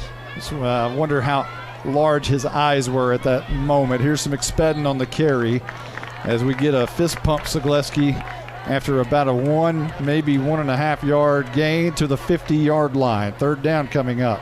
Zagleski say his ankle is hurting him. That's why we don't see a lot of air under him. So far. We'll see how how that ankle goes as the season goes. There's a handoff Jackson, and he's going to be bottled up, looking for somewhere to go, though. A big kid rumbles forward for a couple of yards when there was nothing to gain, and it's 4th down on the Howe side of the field at the 48. Good job there by the Bulldogs, kind of clogged up that middle there. Jackson didn't have a lot of room to get anywhere and brings up a 4th down. And is this punt territory right here at the 48, the Bulldog 48? Well, there's 2 minutes and 2:05 left to go before the half. And it could, we'll see. The timeout looks like S&S may call a timeout. Is that what's going on, or is it an official timeout? No, I haven't seen an indication of who called it, but we need to take one. We'll take one. We'll be right back right after this. Monty, now that we're off the air, let's talk about something important. When's your birthday? That's an interesting question. It's in May. Did you know that Bucksnore Barbecue will give you a free birthday buffet? What? All you got to do is show your proof of age and get a free Bucksnore Barbecue buffet for your birthday. They'll even include the drink. Well, we're going to my parents for my birthday. Well, Bucksnore Barbecue will keep that offer 5 days before or 5 days after your actual birthday. Hey, I'll even go to Van Alstyne for that. Bucksnore Barbecue is located in downtown Van Alstyne. BucksnoreBBQ.com. Well, as a sideline warning, possibly, as the officials called the timeout, and the clock wasn't running. That was it. That's the reason they stopped. So it's 4th down for S&S, and quickly entering the game is the offense, and they have to get on the field real quick. One of the offensive linemen has to sprint, as Reynolds is looking to the sideline with his palms to the sky, as if, what are we doing here? Are we going to punt? Are we going to go for it? We're down. Short a man, and somebody tried to run on the field, and now a timeout's been called by S&S. And we'll take another one. We're going to have some good commercials tonight. We'll be right back right after this. I'm attorney Micah Belden, and I will always be a Bulldog. I'm a proud graduate of Howe High School. The great leadership from our teachers and coaches helped me be able to become one of the few certified criminal law specialists in Texas. While I love the black and white, in trials, everything is not always that way. If you've been investigated, arrested, or charged with a crime in North Texas, you need to call me now at 903-744-4252 for a free consultation. I'm board certified by the Texas Board of Legal Specialization, Principal Office, Sherman, Texas. All right. So we're back. Well, S&S is back on the field. Howe still talking about it. Mono, we got a text in. Stephen Braswell is listening to us. Hey, how about that? So we're got a great broadcast tonight. So. Hey, they got a big game tomorrow. Yeah, you betcha. Hello, Mr. Braz. We miss you up here. We do. We do. 4th down and punt time, it appears now for S&S, as they'll line up in punt formation. And Harmon and Arturo Louder will go back deep. From the 40 is Ortega's punt. It's going to be a wobbly line drive kick going down the sidelines, and Louder just let it go right past him, right down the sidelines to about the 12, 13-yard line. He'll kill it perhaps at the 14. It'll be interesting to see what Coach Lynch, Coach Jay do on this drive. You've got the ball at your own 14, 1:14 to go in the first half. You've got the lead. The offense has been able to move until it gets down in the red zone, and then it kind of sputters. But to see it, I wonder if they would try to score here in this, and you got one timeout in your back pocket. The one thing you must make sure is that you don't give up points right here before the half. Don't turn the ball over. You can't turn the ball over, give them a chance to score, because they open the second half with the football. You get double points there if you mess up here. Mm-hmm. Haley in the gun. Sends Daniels in motion, and this is a handoff to Thornton. Spinning out of one tackle, spinning out of two tackles, and down after about a 5-yard gain near the 20-yard line to the 19. Thornton just with a tough run there. Got a fresh play to the right side. And again, he gets hit, and he spins, he keeps going. The Bulldogs trying to go fast here. What a great surprise for the Howe Bulldogs that Jalen Thornton has been in 2 weeks. There's a handoff again to Thornton, looking for the far sideline, and he's going to hit the pylon as he goes out of bounds, which would assume it would be a first down near the 24-yard line. Good job by Thornton. He got the handoff there and kind of waited for his blocks to form there, to materialize, and then got behind him and got it close to first down and out of bounds too. They'll say he's a yard short. So 3rd down and 1 coming up. Clock rolling, or actually clock stopped at 43 seconds. You got to pick up the first down here. Daniels in a slot. And he goes in motion to the near side. Here's the handoff to Thornton. Again, first down and more. Right side, slung down near the 35-yard line. Nice run by Thornton. About a 10-yard gain for Thornton. That's a great run there. And you needed that first down there, because if they were to stop them there, Rams could call a timeout. They would have got the ball here with a little bit of time left in the first half, but good job by the Bulldogs to get the first down.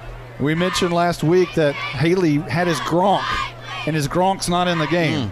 He's been struggling, and here's a fumble. Haley dropped it, I believe, in the backfield, and it's recovered by Howe, but that's a loss of about 7, back to the 27-yard line. That's a big loss there, and the clock is ticking, and the Bulldogs don't seem to be in a hurry, so they may just go ahead in the locker room with a 6-point lead. Clock right now at 14. They do not have to snap it, and I don't think they will. The offense looks like they're coming off the field. Well, they were for a moment, waiting for it to roll down. 3, 2, 1. That is the longest first half we've been a part of in a very, very long time. Normally, Howe Bulldog football goes very fast because you're running the football. Not these days. New offense, new philosophy, and you better get a new clock. 13-7, Howe in the lead. We're at half. We've got the Old Men in the Coffee Shop, Baker's AC and Heating halftime show coming up here in just a moment. We'll be right back right after this. This is more than a bundle. This is way more than a combo deal. It's your sanctuary, your home field. It's where everything happens. This is your home, your car, your memories. And you want to be sure they're protected with home and auto insurance. As your State Farm agent, I get it. That's why I'm here to help life go right. My name is Ed Meacham, and I'm your Howe State Farm agent. Give me a call at 903-892-3923 or on the web at MrRedInsurance.com. Since 2011, Scoggins Funeral Home and Crematory has walked with hundreds of families through the most overwhelming time of their lives. Their job is simple: to make this season a little easier. What you can expect is a no-pressure, people-first philosophy, custom services for memorials that you'll remember forever, and reasonable pricing. Tommy and Bobby K. Scoggins have built a reputation over the past 30 years in the funeral business for making every family feel at home. Visit ScogginsFuneralHome.com or call 903-482-5225. Hello, Bulldog fans. This is Juan Enciso, your local farmers insurance agent here in Howe. We're here to assist you with your insurance needs, including auto, home, life, business needs, and more. We're vested in the community because we are the only insurance agent in Howe. Our office is at 403 West Hanning Street, or we can be reached by calling 972-382-6121. We're also on the web at farmersagent.com/JEnciso. I have the knowledge and experience to help you better understand your insurance coverage options. Call me, Juan Enciso, at 972-382-6121. Well, why did they name it Summit?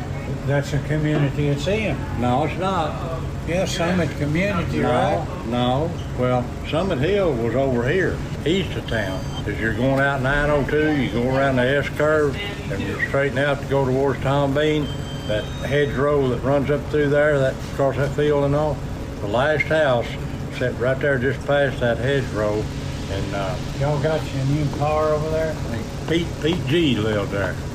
Sometimes we get turned up at the coffee shop, but at Baker AC and Heating, we want to make sure your heat gets turned up or your AC gets turned down. Celebrating 50 years in business with all of our friends, not just the ones at the coffee shop. Still located on Highway 5. Come by and see us.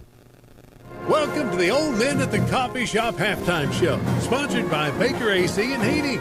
Now here's Caroline Slauson, Justin White, and Blake Burnett.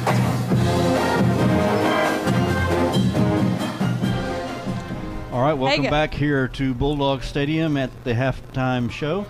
I'm so sorry. You with us, Caroline? Yeah. It's here.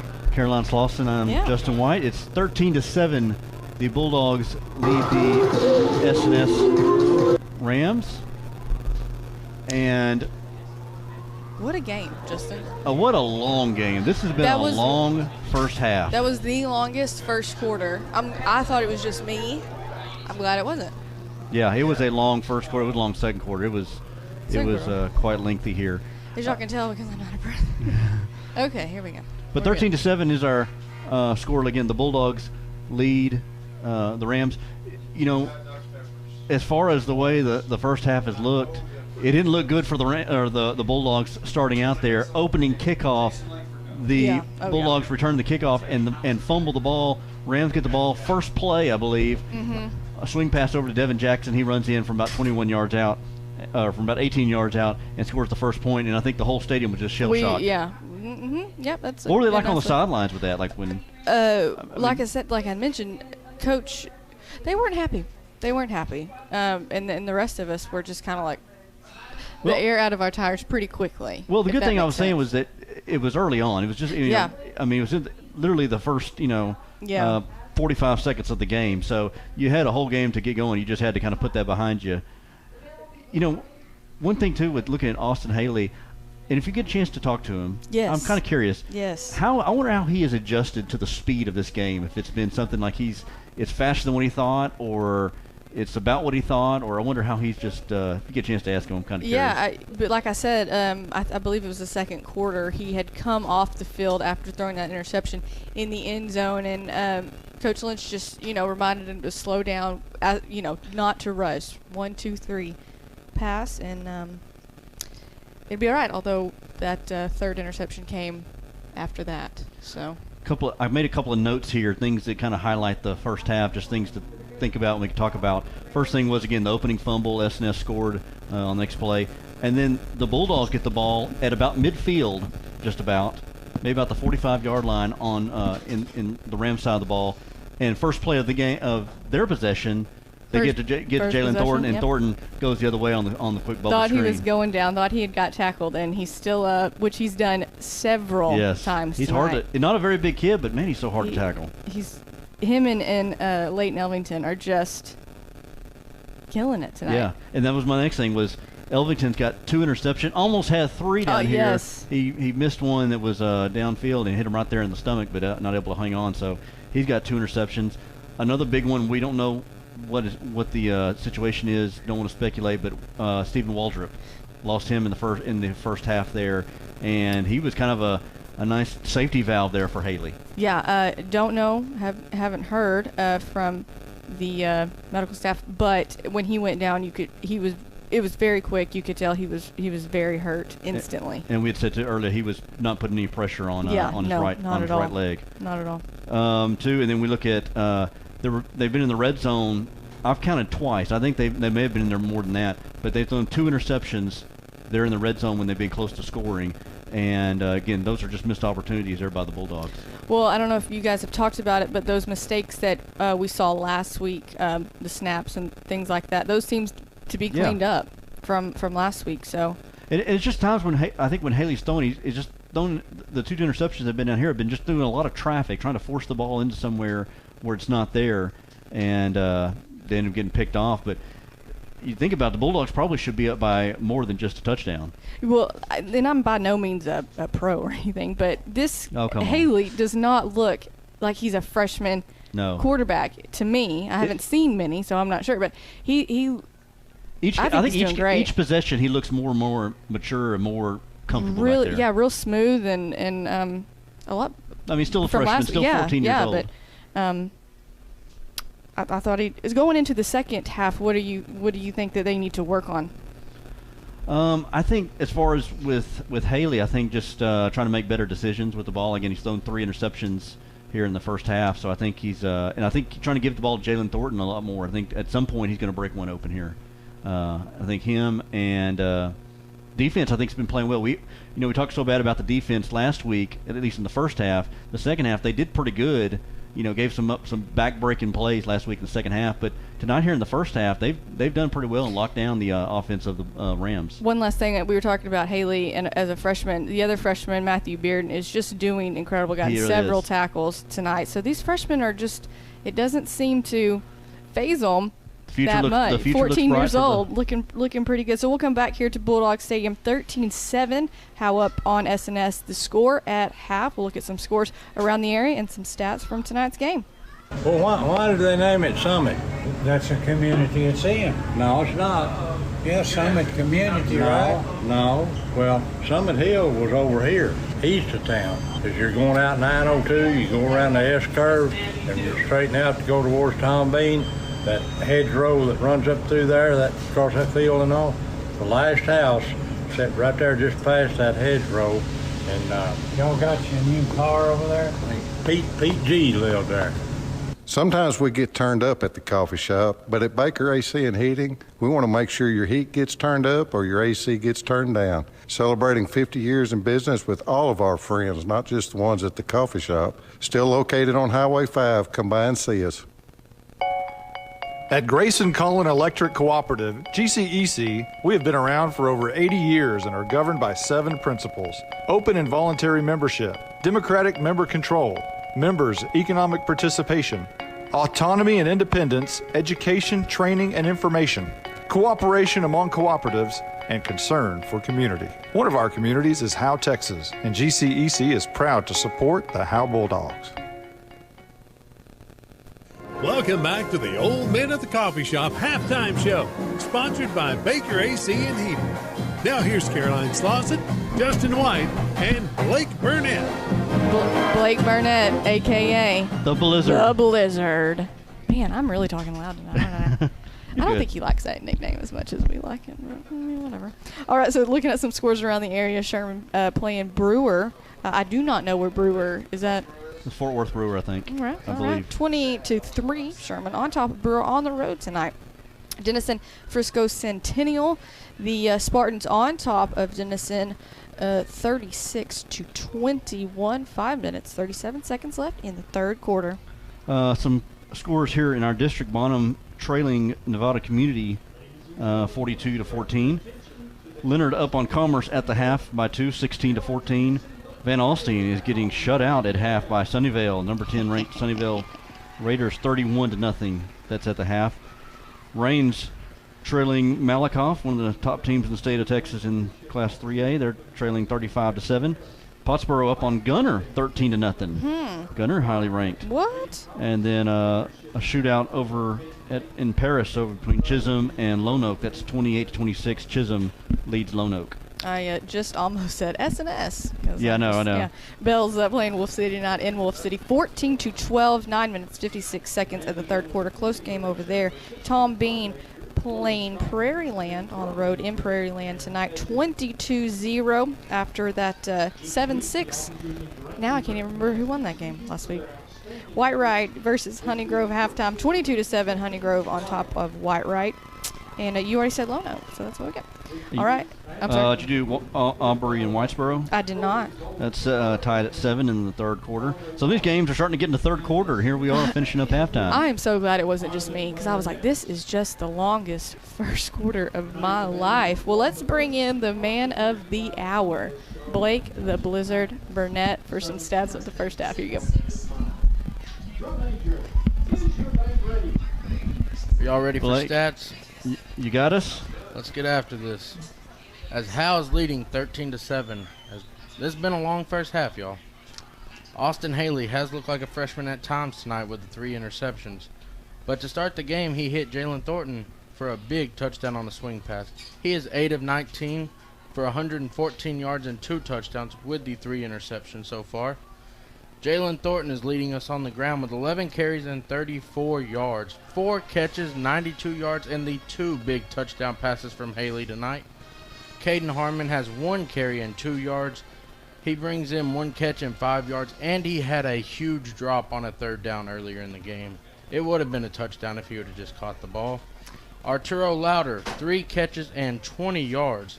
1 was a big third down for about 14 yards. On defense, Leighton Elvington has 2 interceptions tonight and a forced fumble with 5 tackles. J.C. Helpensell has 6 tackles tonight. Jackson Atkins leads the D-line with 5 tackles and a sack. Jordan Jones playing big on special teams and defense with 1 tackle and 2 fumble recoveries. The 2 things that are killing the Howe Bulldogs tonight, 6 penalties for 65 yards and the 2 red zone interceptions by Austin Haley tonight. As now we will move on over to the S&S stats. Chase Reynolds, 3 of 12, 24 yards, 1 touchdown, and 2 picks. As the second play of the game, he hit Devin Jackson for a big touchdown. About 14 yards it was. Running, Chase Reynolds averages 7 carries, 30 yards. Devin Jackson, 7 carries, 34 yards. And they've thrown this little speedster in McSpedson, 4 carries for 30 yards. Jackson leads the way on defense for S&S tonight, 6 tackles and an interception. Joey Carter has 2 tackles and a pick, and Kenan Felingi has 1 interception as well tonight. How many yards passing did you say Reynolds has? 12 24? 3 of 12 for 24 yards. 3 of 12 for 24 yards. Yeah, he's not looked good tonight throwing the football. You know, I don't know if you were listening earlier. I'll kind of go back over this. I was looking at some notes that I kind of made throughout the first half, and kind of tell me, we'll just kind of bounce things off of each other. I talked about that opening drive there when Bulldogs fumbled on the first kickoff of the game. Yep. SNS scored, and then Bulldogs get the ball on a weird kickoff that went out of bounds at about midfield. I don't know if it was supposed to be kind of a pooch kick and just went out of bounds, but it gave the Bulldogs great field position, and then they score on the first play of the game on that screen pass to Thornton. On that kickoff, their kicker is a female, and she's booted the ball good other than that one play, but it was a set play SNS had. It was set on side as the last guy out here outside the numbers was sprinting to catch the ball. She just kicked it a little too hard. And so that ended up costing them field position, but again, Bulldogs were able to score there on that pass to Thornton. We talk about Elvington, who's had 2 interceptions here tonight, and you said he's got 4 forced fumbles? 1 forced fumble. 1 forced fumble. 5 tackles. Okay. That fumble on the sideline that Jordan Jones recovered. Okay. Jones did recover that then. Yes, Okay. Jones did recover that. Yeah. So he's kind of been like he's been a nice little addition there for the Bulldogs, yes, as far as the defensively. Another thing that will hurt the Howe Bulldogs here tonight in the second half is the loss of Stephen Waldrop. Yeah. As it is showing on offense and defense right now. That was my first, or my next note was losing Waldrop. You got Noah Campbell who will come in offensively for him. I think defensively as well he'll come in at linebacker. Yes, he's coming in on both so we'll sides see kind of how he'll be able to adjust there coming in for Waldrop. You talked about as well the 2 interceptions in the red zone there by Haley. Did it look like he was just kind of trying to force one in there, throw in traffic? The first one, the defender was Devin Jackson for SNS. He never moved. He stood right there and he threw it right to him. The second one, right after a turnover, I guess Coach Lynch wanted to take a shot, and he just overthrew his man. Yeah. So again, just a freshman quarterback you got, that'll come with time. Yes. And I'm sure with looking at film and things like that, he'll figure it out. That they'll read your eyes. There, if you're not careful, as an old coach used to say to me, if you send them a letter when you throw it to them, you look them right in the eye. Somebody's gonna be able to read that and see you. So watch him. So that'll be something for Haley as he moves on. Haley has impressed me tonight with how he stands in the pocket with the poise and will take the hit as he throws the ball. Though. Yeah, he's done that 3 or 4 times tonight. He's done that. And we haven't talked a lot about the offensive line.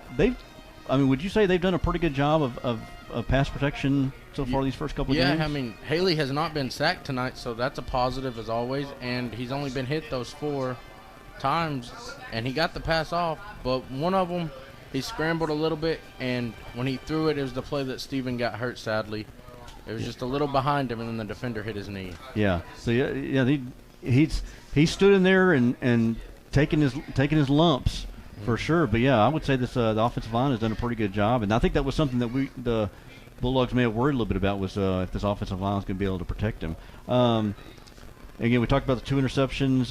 One of the interceptions too was after the Bulldogs, I think, recovered a fumble down here deep in. Yes, the muff punt. Yeah, took a shot and into the end zone. Exactly. Yeah, that's what it was. It was Jones came down and recovered that fumble, and then the very next play, or a few plays later, that's when.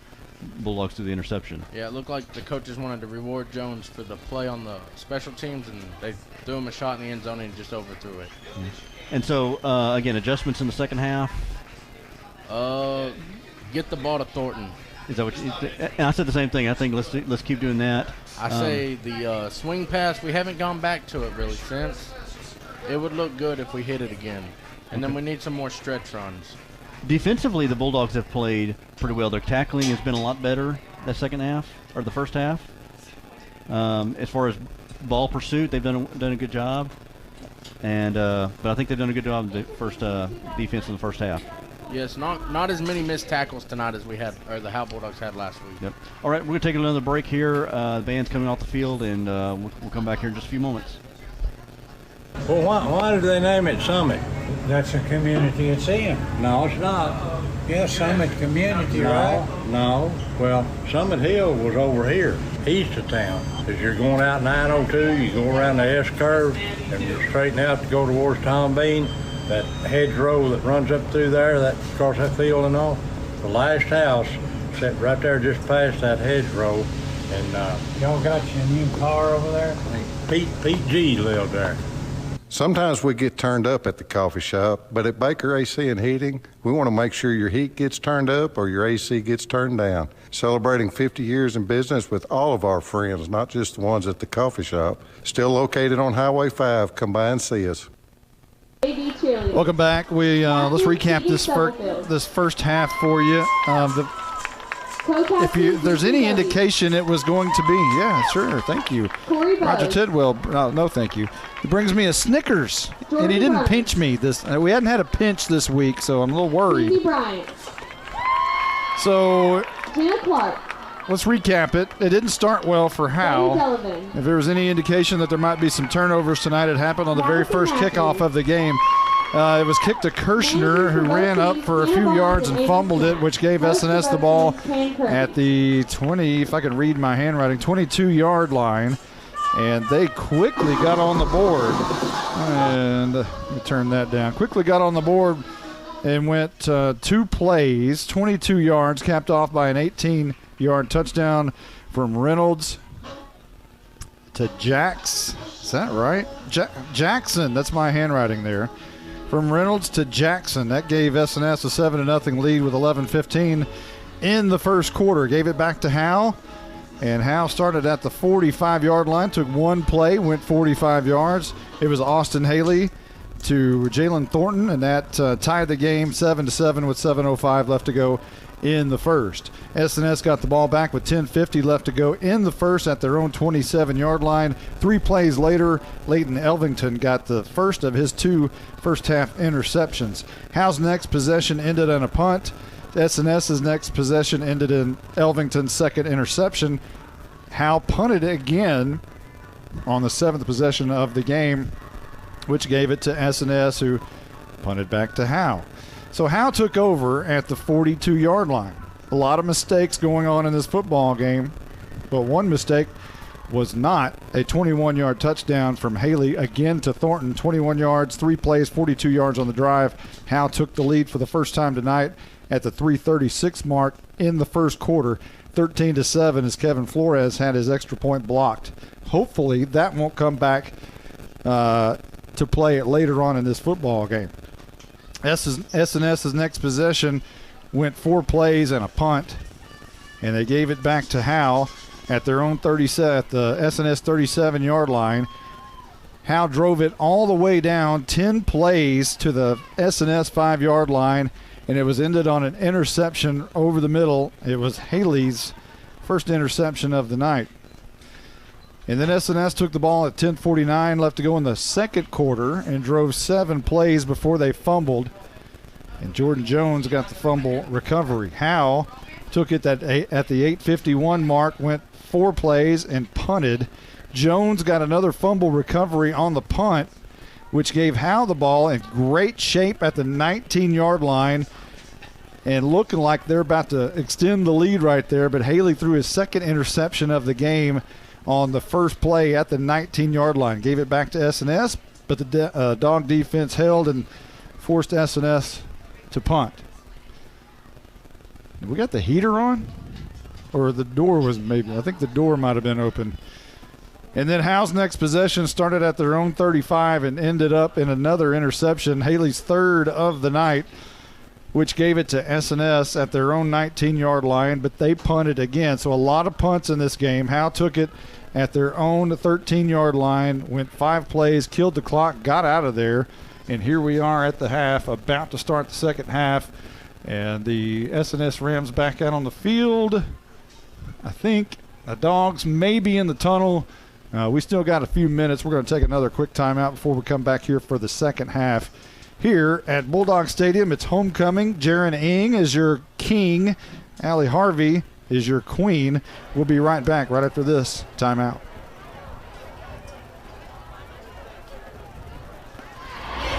Attention Bulldog Nation. Come down to the Sonic and Howe for half-price shakes after 8. When the Bulldogs are home, they'll even stay open for you rough, tough Bulldogs until 11 p.m. Sonic of Howe is where you get great food and big smiles and a little message for our Howe Bulldogs football players. Go Bulldogs fight, Bulldogs win, win, win. This is how you Sonic. It's not just good, it's Sonic good. You win the most here. If you've ever been in an automobile accident, who do you trust for your needed repairs? Star Auto Body is Texoma's most trusted body shop, serving all of Grayson County and surrounding counties since 1992. Star Auto Body is locally owned and operated. Services include major collision repairs with or without insurance claims, minor cosmetic repairs, parts replacement, and refinishing. Choose Star Auto Body and Alignments in Howe, Texas, 903-532-5365. Star Auto Body of Howe, Texas. This is attorney Kimberly Killebrew. I'm a Howe resident with 27 years experience practicing family law. I service the greater North Texas area, including Grayson, Collin, and Denton counties. Call 214-432-1595 to schedule a consultation to discuss your divorce, child support, custody, or family law needs. Mention this ad and you receive a free 15-minute phone conference. In-person appointments are available in Grayson County or our principal office in Plano, Texas.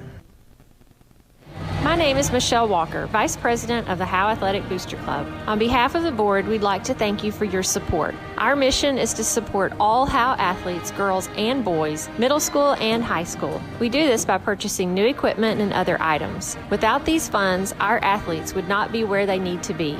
It's only $25 to become a member. Hey, this is Coach Jailing. Our motto this year for the Howe Bulldog football team is all in. And all in means our football team, community, parents, everybody. We need everybody to be all in this year, and that includes you guys joining the Athletic Booster Club.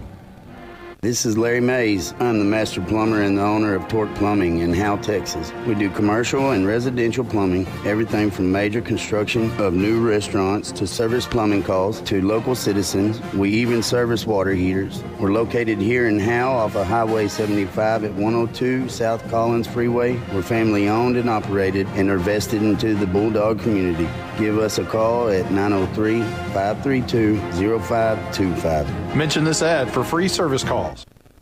Welcome back. We're just about ready for the second half, I believe. I think there's 2:31. Hey, we heard it was a huge crowd here. It's hard to tell. We look out in the stands. There's a lot of people here. But you know how you really tell is by looking in the at the parking situation. And from what I understand, the parking lot is completely full all the way past the softball field. And it's there's parking on the highway all the way down. So big, huge crowd for homecoming here in 2019 at Bulldogs Stadium. If you talk to offensive coordinator Nate Lynch, apparently in between pickles we hear, he'll talk about turf. He wants turf over here. And, you know, there's been some conversation about how do you get turf on this field. Here come the Bulldogs out of the tunnel.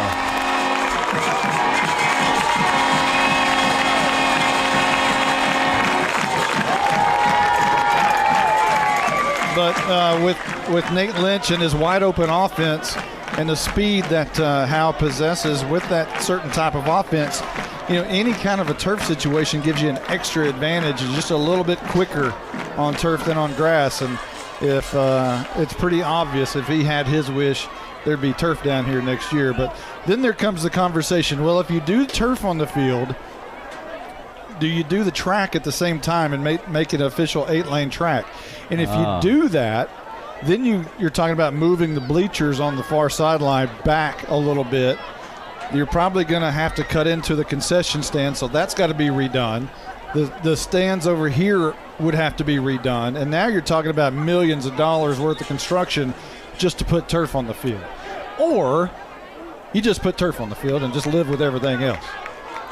Yeah, that's a lot of remodeling. That's and that money's got to come somewhere. Going to be number 9, Kevin Flores, teeing up the ball. We have Stephen Waldrop in street clothes now, which is not a good sign for the Bulldogs as we're getting ready here to start the second half. Flores to boom this one away on the Tech Wave kickoff. S&S will start with the football. We assume the high kick's going to be taken at the 21-yard line. Coming near side Ortega. That's not Ortega. And he'll make his way to the 37-yard line. And on the return was Cannon Fellagy. Right? I think it's Fellagy. So first down, left to right now. S&S. Number 24, along with Ellington. The first down at about the 37-yard line. Well, I wonder what adjustments the Bulldogs made in the second half. Coach Jay talked about in the coaches show. Of course, we didn't get to hear the coaches show in the pregame, but if you heard it earlier in the week, earlier in the day, he talked about not being able to make adjustments during the game very much, but they could do it at halftime. It's been on to see what they did. So here we go to start this very long game in the second half.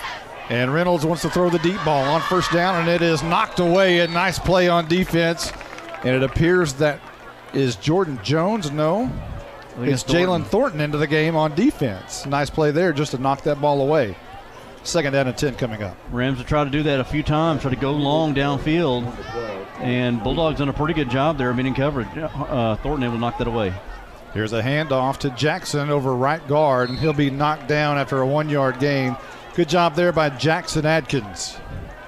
Atkins, him on that line there with Ing and Bearden clogging up that middle, put a 3rd and long situation for the Rams. 3rd down and 7 coming up for S&S. Here's the handoff to Jackson left side, and he beats Matthew Bearden to the corner. Not enough for a first down. He slides out of bounds near the 45-yard line. They'll spot him at about the 44. Good pursuit there by Bearden. Yeah, Jackson outran Bearden, but Bearden stayed with him as long as he could and tried to at least force him out until some of the faster defenders were able to come there and slow him down. 4th down for S&S on their side of the field, so that means punt time. Harmon will go back along with Arturo Lauder to return the punt. Ortega to punt this one away with his heels standing on the 30-yard line. A high snap, goes up for it, brings it down, quickly kicks it away. A high end-over-end kick that's going to bounce maybe 3 yards and be killed somewhere around the 26-yard line, where Howe will set up shop for the first time here in the second half. Lots of punts for S&S, which is a good sign for that Bulldog defense. And hopefully the offense can do something with it with the extra possession here. Haley, we talked about in the halftime, the Blizzard told us 8 for 19 with Haley, 114 yards, 2 touchdowns, 3 picks. But Jalen Thornton, who had 11 carries and 34 yards, but had 4 catches for 92 yards. So Thornton receiving and running the ball. First down and 10 as the Bulldogs make their way back out on the field against Stephen Waldrop. Now in street clothes and out of the game, and hopefully not out for the season, as the injury looked pretty bad. Waldrop into the game, split out wide to the right. Haley is going to hand off to Harmon straight up the middle. He spins out of a tackle. He's coming near side, breaks out of another tackle, falling forward. Now jukes a defender, and the ball's on the turf, and S&S has it at the 44-yard line. Harmon kept fighting for more yards and kept spinning and kept trying to break tackles, and finally the ball just squirted out. And a Ram is down at the line of scrimmage. I tell you what, Caden Harmon, we didn't see a lot of him there in the first half, and he kept trying to break tackles, kept moving them legs. But the good thing is about that is you're going to get a lot of arms, got a lot of hands in there trying to strip that ball away, and the extra effort ended up costing the ball to come out, and Rams recovered. But boy, you're asking your defense to stay on the field all night here, it seems, with the turnovers. And, at some point the defense just needs a break. And I know it's been halftime and they're just coming out of the half, but still, it'd be nice to get the offense on the field for a long drive. Ball at the 44 in Howe territory. So you would assume that this may be 4-down territory no matter what for S&S as they're on the Howe side. You would think at this point, yeah. Especially if they're needing a score, need a shot of momentum here. 2 receivers either side. Reynolds in the backfield, or in the shotgun formation. And he wants to throw. The quick hitter on the outside, and a nice play by Jalen Thornton. Or is that Jordan Jones? Jones was out there in coverage, and he picked up the receiver and slung him down. And the intended receiver out there was Cooper Heron. It is a high throw. It went over Heron's head. He went up for it, and when he went up for it, he was hammered by Jones. Second down and 10. Reynolds in the gun. 2 receivers either side. Looks left side again. It's going to be caught by an up man who's brought down immediately at the line of scrimmage. Third down and 10 coming up. We're seeing here in this possession here, they're trying some short passes, short intermediate passes, and see if they can get their playmakers in open field. But the Bulldogs are doing a good job, staying in their lane, staying on their assignments, and good crisp tackling. McSpedden in the backfield with Reynolds. He'll stand just to his right on 3rd and 10. Shotgun, low snap, gives it to McSpedden right up the middle. Jackson Adkins right there.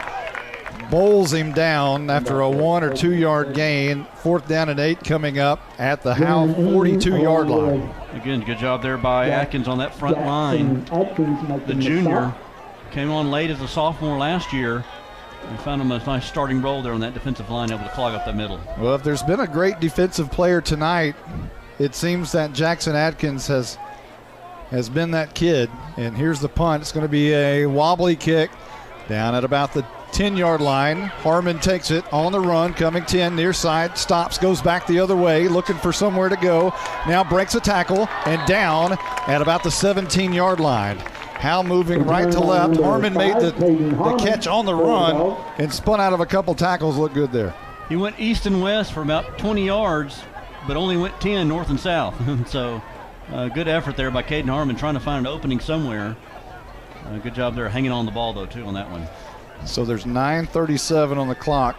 We're in quarter number 3, and the ball is at the 16-yard line. Howe trapped deep in their own territory. Got to do something here without turning the ball over. Yeah. Need a long offensive drive.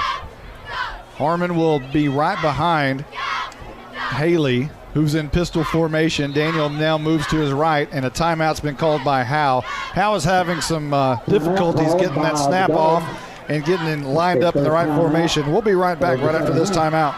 To compete at the highest level, you need reliable teammates to share the load, strong leadership, and unquestionable character. It's true in athletics, and it's true with financial services. At Independent Bank, we understand success on the field is a result of unseen hours of hard work and preparation long before the first whistle. Visit any of our branches, and you'll find local bankers invested in the community, committed to building strong business partnerships and helping families reach their financial goals. Independent Bank is proud to be a part of Howe Student Athletics. Member FDIC, Equal Housing Lender. We are back as the trainers we're talking to Jordan Jones there for a moment. Ricky Yakes over there kind of working with him a little. He looks okay, but he looks like he might have a bloody nose, and the Ake family is working on that. So here we go. 1st down and 10. Howe at their own 16-yard line, moving right to left. Haley in the pistol, Daniels to his right, Harmon behind him. Harmon gets the carry, right tackle, and he'll plow forward for about 3 or 4 yards near the 20-yard line. Harmon straight ahead there. In that pistol, got right behind the quarterback there and gets the handoff and goes straight up the middle, got behind the right guard there. Is Atkins. Or maybe helping still there on that right side. Raul Hernandez into the game at right guard. 2nd down and 6 coming up, and again, that one right there may be an indication of what Howe wants to do here. Take some time off the clock and hang on to the football. Here's the same play. Harmon this time bounces it out near side, looking for a block, gets a great block, and has a 1st down, flag down at the 35-yard line. There was a great block on the near side, and it looked like it was Colton Thurman who had a great block and then got knocked down from behind. We do have a penalty flag thrown. Thurman, or maybe Hernandez was out there too, and I wonder if that hold or that block is a hold. It looks like a hold, and it's gonna go against Howe. And they may call it on Thurman, but it looked like he had the great edge over there, but maybe that's why he had the edge. Yeah. So they're gonna call it against Howe, which is a spot foul from apparently the 30. No? That's what it looks, yeah. Yeah, apparently so. So they're going to spot the ball at the 20. So it's either trying to get Harmon involved in the running game, and like you said, trying to maybe get a long methodical drive here. Haley back in the pistol. Will hand off. Harmon straight up the middle, fighting for yardage. 3, 4, moving the pile. Maybe 3, close to the 25 to the 24-yard line for the first time in the second half. Our Knight Furniture sideline reporter, take it away. Guys, something to be said about these two teams and their coaches. A lot of good sportsmanship going on. No matter what team, if someone goes down, you see people or guys from both teams helping them up, trying to encourage them and get them better. Well, just as you say that, we've got a cramp issue with one of the SNS Rams offensive linemen, Ethan Thomas, 5'10", 240-pound junior. That's a big kid, and his left calf is cramping up. So Ricky Yake and the Yake family are out there tending to Mr. Thomas. So we've got an official timeout on the field. You called that too. Second half, we were going to start seeing some cramps here in the hot weather and a long game. And our first victim of a cramp. It's going to happen. It happens every year. At least the past 25 years I've been doing this, you see it in September in the second half all the time. And here's Thomas having to check out of the game. And I'm sure he'll be back in. That's one of those things. It's not one of those, injuries that is going to keep you out of the game unless you're severely dehydrated. So they'll get some liquid in him, and I'm sure he'll be back in a couple of plays once they get that stretched out. Third down and 3 coming up, or third down rather, and 3 coming up for the Bulldogs. And Haley is in the pistol formation. Harmon right behind him, and Daniels in the backfield. Now they look for the signal to the near side. Offensive coordinator Nate Lynch has the play he wants. Austin Haley has the ball. Harmon has the ball, and this is going to be Harmon dropped for a loss and now trying to fight his way out of it. And at some point, the whistles are going to have to blow. That's how kids get hurt. Hang on the ball. I know he was trying to fight for more yardage, and I know he was slipping out a little bit, but you got to blow the whistle there. That's how kids end up on the sidelines for the entire year. Fourth down coming up. And unfortunately, somebody is down now too, just as you spoke that. So there is an injured Bulldog. We have an official timeout. Injured player on the field. And we're trying to find out who it is. It looks like the ball is going to be spotted at the 24. So Harmon got back to the line of scrimmage, and here we go. That's a cramp. Right leg this time. And our spotter says it could be Jaron Ing. So the offensive lineman having the cramp issues. Yeah. It's not Ing. My guess is Jackson Atkins, but I don't want to start guessing. Well, Atkins hasn't been out there on offense. It's been Raul Hernandez in that spot tonight. Hernandez got the late start. Yeah, true. And I think it actually might be Harmon. But nope, it is Matthew Bearden. The last number's a 5. Yeah. I think it was Bearden because he is a 5. And I see Daddy Bearden coming down there. He's looking, he's going down to the fence. So I think it may be Matthew Bearden. Well, we thank you for joining us tonight. We thank our sponsors who will be with us all year. Sonic of Howe, Scoggins Funeral Home, Attorney Micah Belden, Bucksnort Barbecue, Tech Wave, our kickoff sponsor, Ed Meacham State Farm, who does our senior spotlight, the Knight Furniture, who sponsors Sweet Caroline down there. FBC Howe sponsors our coaches show. Independent Bank, Star Auto Body, Torque Plumbing, Family Attorney Kimberly Killebrew, Juan Enciso Farmers Insurance here in Howe, GCEC, our old men in the coffee shop Baker halftime show, Baker AC. That was a good one tonight. That was Jimmy Don McMillian telling us where Summit actually was. He's not real happy about naming that school that. We have Hit Exteriors LLC, who sponsors our starting lineup, and our scoring drive recap. And here we go. Fourth down, and it's punt time for Howe. Jalen Thornton into the game, and his heels will touch at about the 12-yard line as S&S sends nobody back. Are they going to bring the house here? Well, look out. 4th and 2. S&S taking no chances. Jalen, a high snap, brings it down, quick kick, and it might have been partially blocked. It goes straight up, and it's going to take a bounce to where Hunter Brusso catches it. He might got a few more yards out of that if Brusso didn't catch it. Ball is down. But the ball's going to be spotted at the 40-yard line. S&S in great shape here on the Howe 40. I'll tell you what, that was a little dicey there for a second. I was Thornton knew the kitchen sink was coming at him because they were barreling down on him. He had to hurry up and get rid of it. He got hit as he kicked that ball. Unfortunately for the Bulldogs, no flag was thrown. But good job there by Thornton to at least hurry up and get rid of that thing. So 1st and 10 for S&S. It's not the half anymore. I know. Stephen Braswell is on it. Sorry about that. Braswell's on it. He texted us and said that it's third quarter. Stephen. Thank you, Mr. Brass. First down and 10, left to right. S&S Reynolds in the gun, drops back 3 steps, looking across the middle, wanting to throw it, has nowhere to go. Now fires it, home run ball deep down the field. Leighton Elvington makes the pick again, the third of the night. He's going from one side or the other to the 30 and hammered out of bounds at the 33. Gets up and throws the ball and gets a flag. You can't do that, young man. You can't get up and throw the ball. But there may have been a late hit out of bounds. I wonder if that's what that is, because Coach Jay came up fired up as well. Yeah, no, the official's saying he threw the ball. So Howe had run the ball back to the 35, and now they're going to switch it on back to the 20 just because Elvington got up and threw the ball. Elvington let his emotions just get the best of him. He got the hat trick, his third interception of the night, runs it back, and then throws. And he didn't throw it, threw it back in the field of play. Just was pumped up and amped up, and just not a smart decision there by Elvington, unfortunately. And it's going to cost the Bulldogs field position. You can't do that.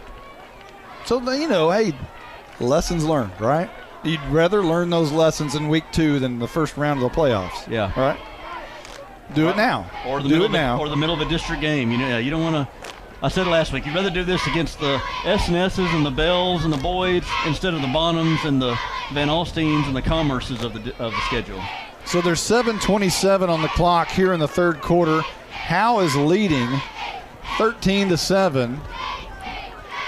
Do we have no? I thought for a moment we had offsetting, but no, they're going to move this unsportsmanlike conduct penalty back to the 21-yard line, and that's where Howe will start after a pretty good return by Elvington on the pick, but they're going to bring it back to about the spot he caught the ball on the interception. Probably about a 15-yard return, but it's negated by the penalty. So Haley's in the gun, 3 receivers to the near side, and Haley this side of Haley. Daniels their side of Haley. Haley wants to throw, and there could be a flag on Blake Smith. Nothing is called. Smith, and now flags come out very late, so you wonder about this. Is he going to call this on Howe, or is he going to call it on the actual play that they thought was pass interference? Because Thornton was in the area to catch the ball, and I thought he was hit early by Blake Smith. But no flag came out, and now the officials are talking about it. Caroline, do you have anything down there? Did you see any of it? What I saw of it, I don't believe he was talking to one of the coaches, so I don't know if that has anything to do with it. At least the ref on our side was. So it looks like to me the back judge, or the referee rather, is going to call pass interference against S&S, which is the call. Yeah, it should have been. Smith got there early. The Howe coaches, when they didn't throw the flag, immediately got upset, and and then the late flag came in, and that's when I thought, they're going to throw the flag on Howe's coaching staff for being upset, when in fact they had a reason to be upset because it was a blatant pass interference. And the flag hadn't come out yet. And then it finally did, so yeah. It looks like they're going to go ahead and move it. That is against the Rams. So they'll move it out to the 32-yard line. And maybe the happiest guy is Leighton Elvington. It gets him maybe out of trouble a little bit. 1st and 10, a new set of downs for Howe. Right to left from their own 32. And now whistles before this one can get underway. Guys, it's a long game. Let's go. Let's go. And now head coach Josh Alleman from S&S wants to talk to the officials. And he's halfway out on the field. And apparently whatever was said, he's satisfied with. Alleman, a big guy, rumbles back over to the S&S sideline. 1st and 10 for Howe. Right to left. Daniels I got to stop doing that. Haley in the gun. Haley wants to throw right side. He's got his receiver. Wyndon caught it. He could go. 30, 25, 20, 15, 10, 5. He is in. Touchdown time in Texas. There's a flag, however, on the Howe sideline. It could be a sideline penalty. But Wyndon caught it on a slant near midfield and outran the defenders all the way there. The flag is at the 39-yard line on the Howe side. Haley threaded the needle there to Wyndon, and Wyndon got it behind the covers there and just put it in another gear and just barely able to get to the end zone. He got tackled right about the goal line, but I think he was in. A delayed call by the officials, but a great pass there. And here we get the flag, the sideline infraction. The touchdown is good. It will stand. There is a sideline infraction. So Howe now, with 19 on the board, going to go for 2, you would imagine, with 7:02. And I need to know, I think that was a 68-yard touchdown from Haley, his third of the night. This one to Wyndon. The first time it was not Jalen Thornton. And that's his 6th touchdown of the season for Haley. 2 plays and 79 yards on the drive. And now going for 2 are the Bulldogs. Haley in the gun, 2 receivers either side, wants to throw right side, jump ball in the end zone, up, down.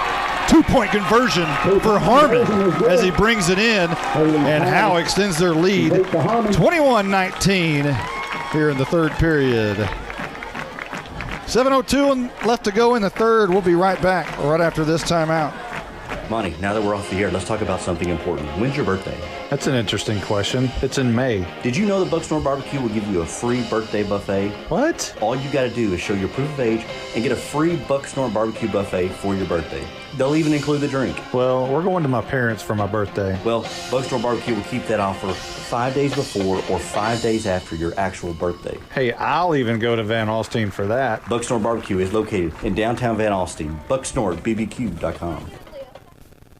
I'm attorney Micah Belden, and I will always be a Bulldog. I'm a proud graduate of Howe High School. The great leadership from our teachers and coaches helped me be able to become one of the few certified criminal law specialists in Texas. While I love the black and white, in trials, everything is not always that way. If you've been investigated, arrested, or charged with a crime in North Texas, you need to call me now at 903-744-4252 for a free consultation. I'm board certified by the Texas Board of Legal Specialization, Principal Office, Sherman, Texas. Your Hit Exterior LLC scoring drive recap: 2 plays, 79 yards, capped off by a 68-yard touchdown pass. Haley to Colby Wyndon. Now the pass was only about 10 yards. Wyndon did the rest as he outran the defenders. Got a great angle to the near corner of the end zone in that north end zone. And our new score 21-7 after the Harmon and Haley connection on the 2-point conversion. Here's the kick by Flores. Goes back to the 10-yard line. Going to be taken, I believe, by Blake Smith up the far side. Good return past the 50 to the 49 and Howe side of the field. Yeah, great pass there again by Haley there on that last play there. It threaded the needle, a slant across the middle, and we knew this offense, it just it sputtered when it got to the red zone, but we knew it had the potential to score and got the big play there and makes this gives a little bit more comfortable lead for the Bulldogs, makes it a 2-possession ball game. The one thing they have this year that they haven't in several years is the quick strike capability. Absolutely. Bulldogs showing blitz here on 1st and 10. Handoff to Jackson. He bounces it out to the left, has about 7 yards on first down, deeper inside Howe territory to the 43. Jackson with that run there, he had 7 carries for 34 yards there in the first half. And a lot of that came off that first touchdown of the game, but they're able to get about a 6-yard gain. 2nd down and 3.5, 4 coming up. Handoff Jackson again. He's patient, waits for the blocks, and now runs laterally right down the right side. It's going to be brought down. And we get an Air Sigleski right there because a great play by Noah Campbell running stride for stride down the line with Jackson makes the play. It's 3rd down and 4 coming up. Jackson trying to get around that corner there. Yeah, good job there by Noah Campbell. Almost got him around the horse collar there, but able to just bring him down from behind without using the collar to help. So good job, good tackle there by Campbell. 3rd down and 3.5, 4 coming up. Reynolds in the gun. Joey Baggs into the game again. He stands to the right. And this is Reynolds wanting to throw. He's under pressure. He can't escape the blitz of Arturo Louder, and he's dropped back near midfield at the 49-yard line. I still think that's a good coverage sack there by the Bulldogs. He looked to the left side, looked for Smith, I believe, over there on the left side. Nobody was there. Nobody was home. Looked around to all his progressions, and then Louder, who came from the cornerback blitz, able to take him out from the right side and bring him down for a loss and bring up 4th down. You know, the defense has played outstanding tonight so far. You got to give a lot of credit in tonight's game.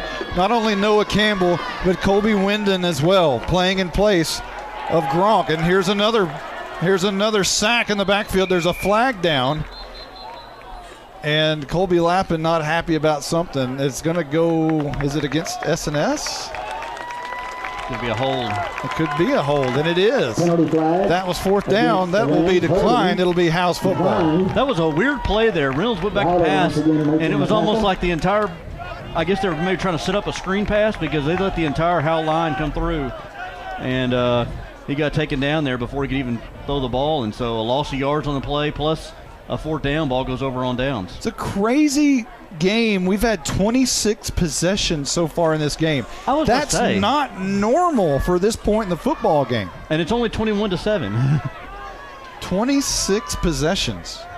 1st down and 10. Howe will have it at the S&S 46-yard line. 5:08 on the clock. This is a jet sweep to Thornton, and talk about jet. He's got 9 yards before they even touch him. They'll give him 8, actually, inside the 40 to the 39. Good. We hadn't seen Thornton in the second half here, but yeah, it's good to see him back here on that jet sweep there. Get him shot of a cannon there and get a good 8-yard gain on the first carry of the second half. 2nd down and about 3. Give him a 7-yard gain on that.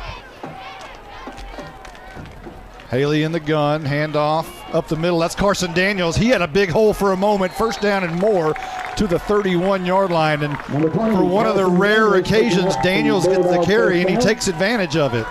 I like seeing Daniels here. He's a freshman. He don't get a lot of carries, but got that one right up the middle, held on the ball, and initiated some contact at the end. 1st and 10, right to left. Haley in the gun. Daniels to his right. Daniels gets the ball, left side, and then the ball's on the turf. And a flag is down right at where the ball is. S&S says they have the football, but Daniels, I believe, was down, and Daniels is still down. Nope, he's getting up. And Colby Lappin was down for a moment. So everybody's up. Daniels kind of holds his right hand for a moment, and he's limping a little bit on his right leg, but nothing crazy. And he lost the ball and looked like the Rams had it. I don't know if he was considered down. I didn't think he was. The officials are talking about something. And S&S, they're going to give S&S the ball. They're going to say it was a fumble. And here we go with the 27th possession of the game. It was a hold against the Bulldogs. Penalty declined, and the ball goes back over to the Rams. 33-yard line. And so a chance for the Bulldogs to blow this one kind of wide open. Was it a turnover on downs? I'm sorry, not turnover. It was a fumble. Yeah. A fumble, I'm sorry. Okay, here we go. S&S has the ball. Wow, 4:21 on the clock. It's just the 3rd quarter. What time is it? Almost 10? Yeah. Holy moly. 1st and 10, left to right. Reynolds in the gun. Officials need to blow the whistle. And they do. Reynolds hands off. Joey Baggs. And he's looking for room, and he is popped by J.C. Helpenstell. Helpenstell sighting there. Here, got through that line, shed his block, and able to take Baggs down right away. Wrapped him up at his feet. Minimal gain. 2nd down and 9 coming up after a 1-yard gain. Reynolds wants it, and he's going to keep it around the left edge. Looking for some room. He's got some room, and then there's a flag down. He escapes the tackle of Leighton Elvington, who tried to tackle his ankles. And now an injured Howe Bulldog is down. And I believe it's going to be Derek Kirshner. There was a flag at about the time Kirshner went down, and he's having a hard time getting up. He's getting up now. And there he goes. Barely, but. Derek Kirshner, the son of one of the coaches. And He makes his way off the field. 21, so after the flag, we'll see what they do here. They'll mark it against S&S, I'm sure, on this one. It's going to go against S&S. Now, things are kind of slowed down a little bit for a moment, Sweet Caroline. What is the atmosphere down there? Is the crowd thinning out a lot, or what do we got going on? No, the crowd is not thinning out. These kids, I'm over here on by the band and the student section's right over there. They're still ready to go and ready to get this game maybe over with a win. We keep talking about how long it is, but Michelle, who's our photographer for Howe Enterprise, of course, wanted to let you know that she has shot well over almost 1,800 pictures. Oh my gosh! This game. Wow, that's going to be great. That's well over 1,000 of her normal. She told me. Second down and very long. Here's a toss to Joey Baggs, and he is spun down. Maybe 4 yards, and Leighton Elvington makes the stop. And a long third down coming up for S&S, 3rd and 10 perhaps. Good job there. Good pursuit by Helpenstell again on the tackle. And the 3rd down and long here for the Rams. I'll tell you the reason this game has been so long. We got so many penalties. We've had penalties and turnovers. Yep. Injuries. And incomplete passes and things. Here is Reynolds wanting to run and not fooling the Bulldogs as they dog pound him down at about the line of scrimmage. There was 3 or 4 Bulldogs right there, and now we have an injured Bulldog. Arturo Louder calls to the sidelines as we have an injured Matthew Bearden again. Injured player. I believe it's Jaron. Or is that Jaron Ing? It's Ing? Yeah, it's Ing. So, multiple timeouts for injuries, multiple turnovers, incomplete passes. All of that leads to a very lengthy game, and that's what we've got going on tonight. And it's 4th down as the Bulldogs do a great job. Defense has looked really outstanding tonight in this football, especially when you consider Stephen Waldrop has not been in the game since the first quarter. Yeah. Ing comes up to his feet and runs off the field, so he appears to be okay. And again, these cramp issues, it's going to happen as long as it's hot out here, and as long as this time of the year, you're going to get those issues. So you've got to eat a lot of pickles and drink a lot of Red Bull, I guess. Yes. I'm not going there. Yes. 4th down, and it'll be punt time, and or taking a punt. This is going to be a high, wobbly kick. Louder looking for it, grabs it at the 30-yard line, breaks a tackle, midfield, looking for a block for Harmon. He's got some room. Flag down, midfield, 45, and slung down right there on the S&S side of the field. And it appears there's going to be a blocking infraction against Howe here. Well, try to get so many penalties in this game. Try to get Harmon out there to lead block for him, but yeah, there was a block there when he initially caught the ball, and it'll probably be a block in the back. It's in the area of Jordan Jones. So 2:27 on the clock as another change of possession gives us our 28th drive of the night. How much space you got left in that thing? I'm running out. I'm going to be done in about 3 drives, and we still have the 4th quarter to go. So I don't know what I'm going to do here. We'll make up something. Penalty being marked off against the Bulldogs. So they'll spot the ball inside the 25 to the 23-yard line. Yeah, I've got room for 30 drives in a game, and it never goes over 30 drives in a game. We're at 28, and it's not even the 4th quarter. Oh. When during the Dale West days, I'm about to say, yeah, you might have 14 drives in the whole game. 1st down at 10, right to left. Haley, handoff, straight up the middle, and that's going to be Thornton. Spins out of a tackle. Boy, he is fun to watch, and he's down after a 3-yard gain. That's a good-looking 3-yard gain, isn't it? Yeah, Jalen hit the line there and spun off. And, yeah, he's electric when he gets the ball. And trying to get him going to get here in the second half. 4 yards on the carry, officially 2nd down. And 6 coming up. Howe chewing some time, 2:02, 2:01 on the clock. Haley in the pistol. Daniels to his left. Thornton behind him. Haley rolls near side, wants to throw. And it falls incomplete somewhere in the middle of Daniel. And there's a flag down as Haley was hit hard. Haley was hit hard after the play. And his helmet is coming off. He has taken his helmet off. And injured player. He got hit by Devin Jackson. I think Jackson, give credit to Jackson, he tried to help him up there, but he must have hit him kind of high up in the head. A flag came in, so it's going to be a roughing the quarterback. And Haley on the ground immediately ripped his helmet off and threw it behind him as he's still on the ground with his back touching the ground. He's holding his head. Well, me and the Blizzard talk about during halftime is that he's got pretty good protection so far, but when he's been hit, I mean, he's been really, really hammered.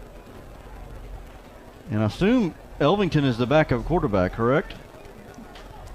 He is the backup quarterback. There's some good, you see right here, Devin Jackson, and it looks like Cooper Heron saying a little prayer at the 30-yard line for Austin Haley.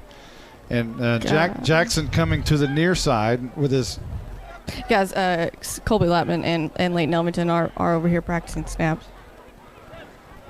So Haley getting up. Again, the 14-year-old quarterback. He's thrown 3 touchdowns tonight. He's thrown 6 touchdowns in the first 2 games. And he's making his way off the field very slowly with the entire team around him. And he's being helped. Looks like he's just wobbly. His arms are out as if he's just, he's on a tight wire. Mm-hmm. But he's coming off the field, and you gotta, you feel for mama right here. Yeah. That's 14-year-old baby.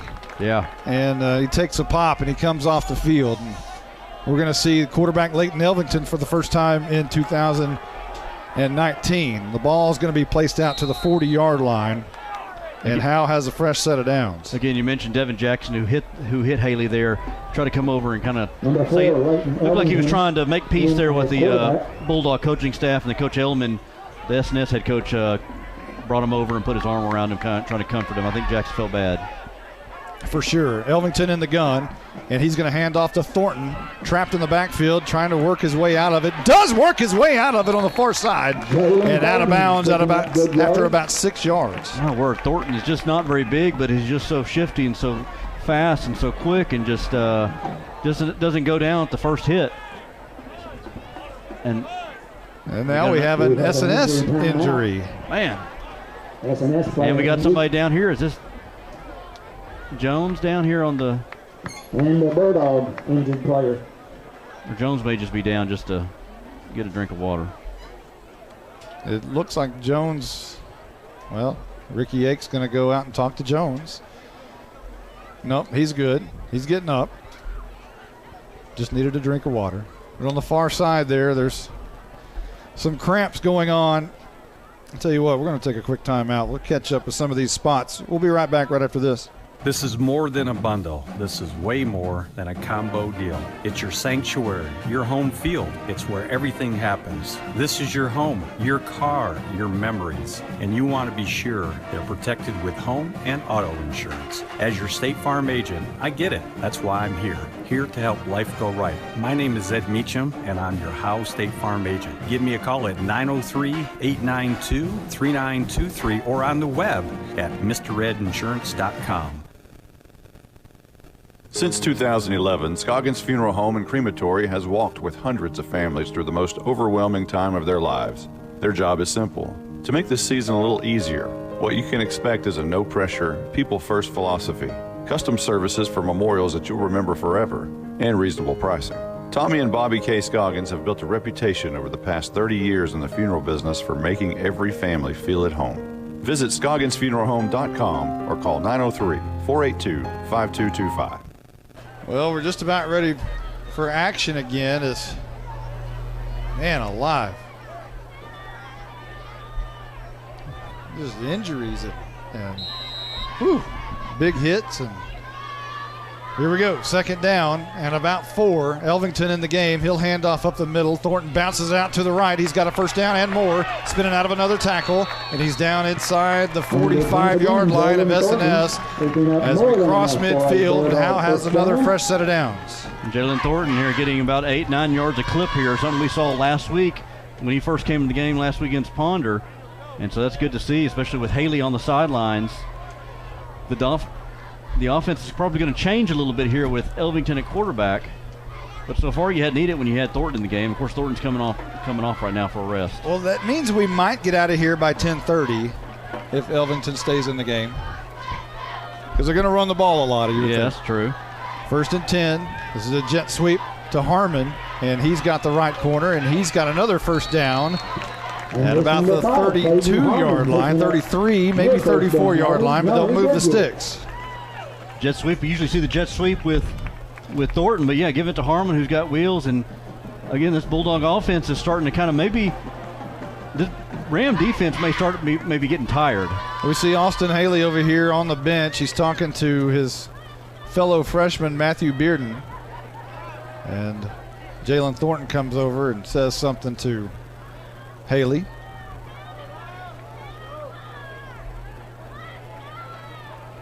Elvington in the gun, and whistles before this one could get underway. It was 1st and 10 at the 34. Coach Jay comes over there and says something to Haley as well. We'll see what the penalty is. It's going to be against Howe. I believe it's a false start against the Bulldogs. Back it up to the 39-yard line. 34 seconds on the clock until we get to the fourth quarter. It's been a long game. It has. A lot of dead action, and that's not, that's just momentum killing, you know. A lot of dead action. 1st and about 15 for Howe. Moving right to left, Elvington in the gun. Daniels to his right. Elvington wants to throw, first time tonight. Screen pass. Harmon makes the catch, and he gets back to about the 35-yard line. Number 5. Nice gain there of about 4 yards. 2nd down and 11 coming up. Kind of a tunnel screen there to Harmon, and I like the way Elvington threw that. I didn't know kind of what arm. We didn't get to see him last year throw the ball very often in the wing tee type, slot tee type of offense, but he had a little zip on that. That's the end of the third quarter. Finally, Dogs. We're heading to the fourth. We'll take a quick timeout. We'll be right back right after this. Hello, Bulldog fans. This is Juan Enciso, your local farmers insurance agent here in Howe. We're here to assist you with your insurance needs, including auto, home, life, business needs, and more. We're vested in the community because we are the only insurance agent in Howe. Our office is at 403 West Hanning Street, or we can be reached by calling 972-382-6121. We're also on the web at farmersagent.com/JEnciso. I have the knowledge and experience to help you better understand your insurance coverage options. Call me, Juan Enciso, at 972-382-6121.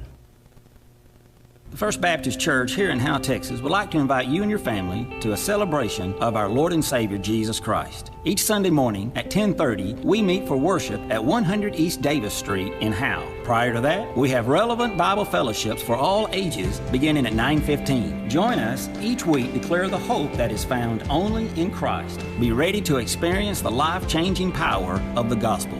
There is only one message for every generation, and that message is Jesus. The Bulldogs coming back out on the field at any moment now. Nate Lynch, the offensive coordinator, talking to his troops there as they come back out on the field. It's fourth quarter time in Texas, and Howe's facing a 2nd down and 11 at the S&S 34-yard line. And it's the fourth quarter. Moving left to right now, the Bulldogs with their senior quarterback Leighton Elvington into the game after Austin Haley was hit hard a moment ago. This is a handoff to Thornton, and he jukes and jives for about 3 yards to the 33-yard line. Jalen Thornton. Nice snap there, and then got handed off to Thornton. Good thing about Thornton has done a pretty good job of holding on the ball. He hasn't, and it's hard to get a good hit on him, as shifty and quick as he is. Elvington coming off the sidelines to talk to Lynch. As you don't know how much experience or in practice he gets at funneling the plays from the sidelines. And so he came over to Lynch to make sure he knew the play. 3rd down and 8 coming up in the gun. He fakes the hand. He wants to throw. Deep down the field looking for Jordan Jones, and it's caught for a touchdown. It's touchdown time in Texas. Leighton Elvington threw a bullet strike, and Howe scores to extend their lead. 27-7 awaiting the PAT. Elvington saying, remember me from last year? I can throw the ball, and just throws the ball on a rope over to Jones. was a great pass there by Elvington and great catch by Jones. It was a screaming bullet, and now you've got to consider you're going for 2 because Haley's the holder on the PAT. Oh. So without Haley, now you got to go for 2. So Daniels in the backfield just to the left of Elvington, who wants to throw for 2, and now he scrambles out of the pocket. Now he's going to try to get the pylon, is turned away, goes backwards, ball's on the turf, I believe. Down goes Elvington, and Howe's going to remain this 27-7 score with 11:11 on the clock. We'll be back right after this timeout.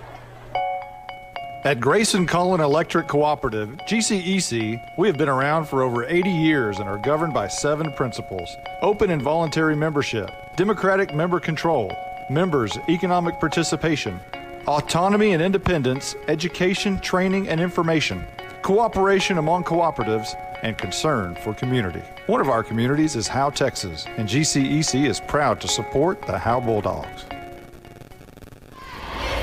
Attention Bulldog Nation. Come down to the Sonic and Howe for half-price shakes after 8. When the Bulldogs are home, they'll even stay open for you rough, tough Bulldogs until 11 p.m. Sonic of Howe is where you get great food and big smiles and a little message for our Howe Bulldogs football players. Go Bulldogs fight, Bulldogs win, win, win. This is how you Sonic. It's not just good, it's Sonic good. Welcome back. We're about ready for the Tech Wave kickoff, but first we have a Hit Exterior LLC scoring drive recap. 7 plays, 77 yards, and it was a 33-yard touchdown from Elvington to Jordan Jones to cap off the points. 27-7, our new score with 11:11 left to go in the game, and a costly drive perhaps as the freshman quarterback Austin Haley took a big pop, came out of the game, still out of the game, probably will not return. And whistles before this one can get underway, before the kick can get underway. Before the kick. You know, Haley's an excitable, not an overly excitable guy, but my eyes were on him as the touchdown and everything was going on, and not a move, not a blink. I mean, it's just like he just. I think he got rocked pretty good on that hit. Elvington over there talking to him. Colby Lappin has his arm around him as Haley sitting down on the bench. Lappin talks to him, and now we're ready to kick this one away again as it's a penalty on Howe, which will back the kick up 5 yards. So now it's resting at the 35. Howe kicking to the south end zone in all black tonight. Those 1980s pants with a thick gray stripe down the side. Looks good. Bounce to Blake Smith, picks it up at the 20, coming near side. Looking for a block, gets a block, and brought down by Noah Campbell and by Hunter Brusso. So we're ready for our 29th possession of the game. And 2 spots left on that chart there, huh? That's it. Ball at the 38 on the Howe side of the field, so SNS, or on the SNS side of the field rather. 30. Now they'll mark it at the 37, of course. Again, this defense has done a good job here in pretty much this whole game. Hey, you know, if we have if we're going to interview a player after the game, perhaps, maybe we'll do that for the first time in a while, Caroline. I would probably want to talk to Colby Wyndon. Number 17. Here's Reynolds, the one to throw. Swing pass intercepted. Hunter Brusso. He's going to take it to the house. Kiss it goodbye. 11:04 left to go in the game. Brusso picks off the swing pass, takes it back. Welcome to varsity football, Hunter Brusso. Brusso was just right there at the defensive end. He just stood there and watched Reynolds throw the ball, and Reynolds almost like he didn't see him. And it was just like a little 2-yard pass almost from Reynolds to Brusso, and Brusso on the pick 6 back the other way.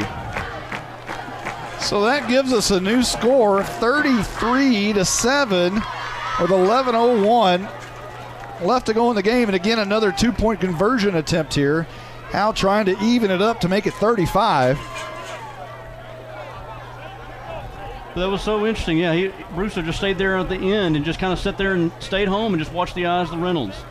Elvington wants to throw, throws it up, and too far for Harmon in the back of the end zone, incomplete. And the score remains 33-7. We'll be right back right after this timeout. If you've ever been in an automobile accident, who do you trust for your needed repairs? Star Auto Body is Texoma's most trusted body shop, serving all of Grayson County and surrounding counties since 1992. Star Auto Body is locally owned and operated. Services include major collision repairs with or without insurance claims, minor cosmetic repairs, parts replacement, and refinishing. Choose Star Auto Body and Alignments in Howe, Texas, 903-532-5365. Star Auto Body of Howe, Texas. This is attorney Kimberly Killebrew. I'm a Howe resident with 27 years experience practicing family law. I service the greater North Texas area, including Grayson, Collin, and Denton counties. Call 214-432-1595 to schedule a consultation to discuss your divorce, child support, custody, or family law needs. Mention this ad and you receive a free 15-minute phone conference. In-person appointments are available in Grayson County or our principal office in Plano, Texas. All of a sudden, the soccer kicker, Kevin Flores, right leg may get a little tired here. Kicking off again, another Tech Wave kickoff coming up. That one hit exterior scoring drive recap, really not one. It was a pick six by Hunter Brusso, took it back to the house.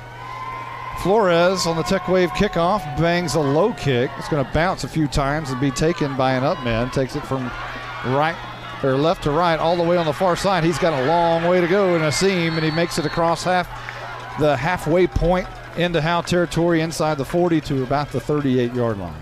It'll be good starting field position for the Rams.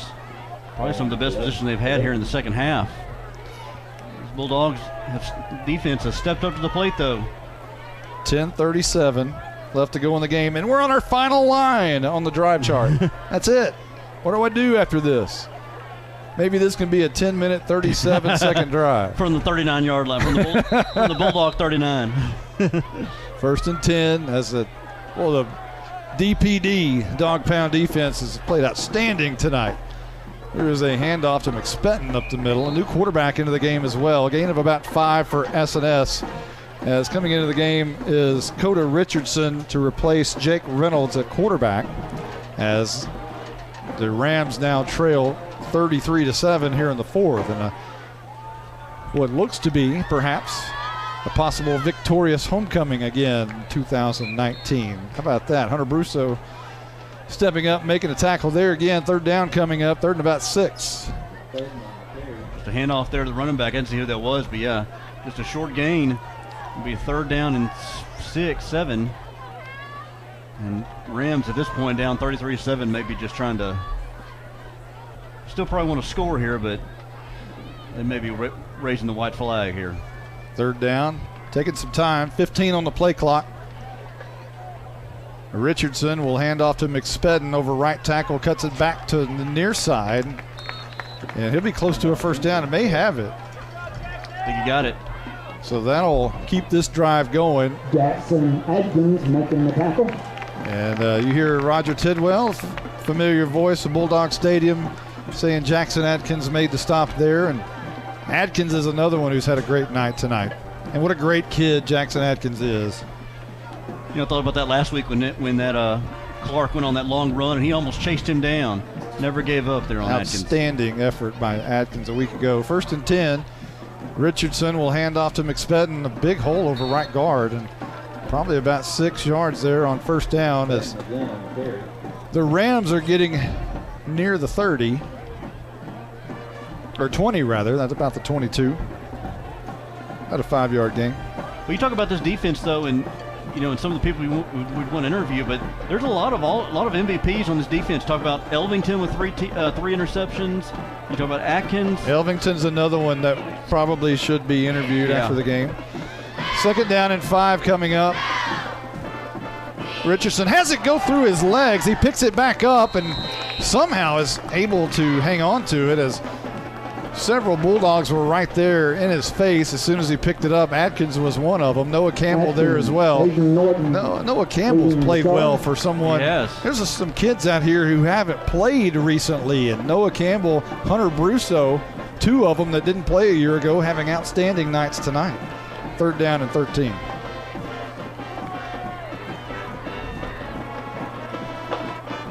Richardson wants to throw, looking left side over the middle. That was almost picked off by Brousseau again. It falls incomplete. Brousseau jumped the route as he was trying to hit his receiver there, and a flag down apparently. It's going to be holding against.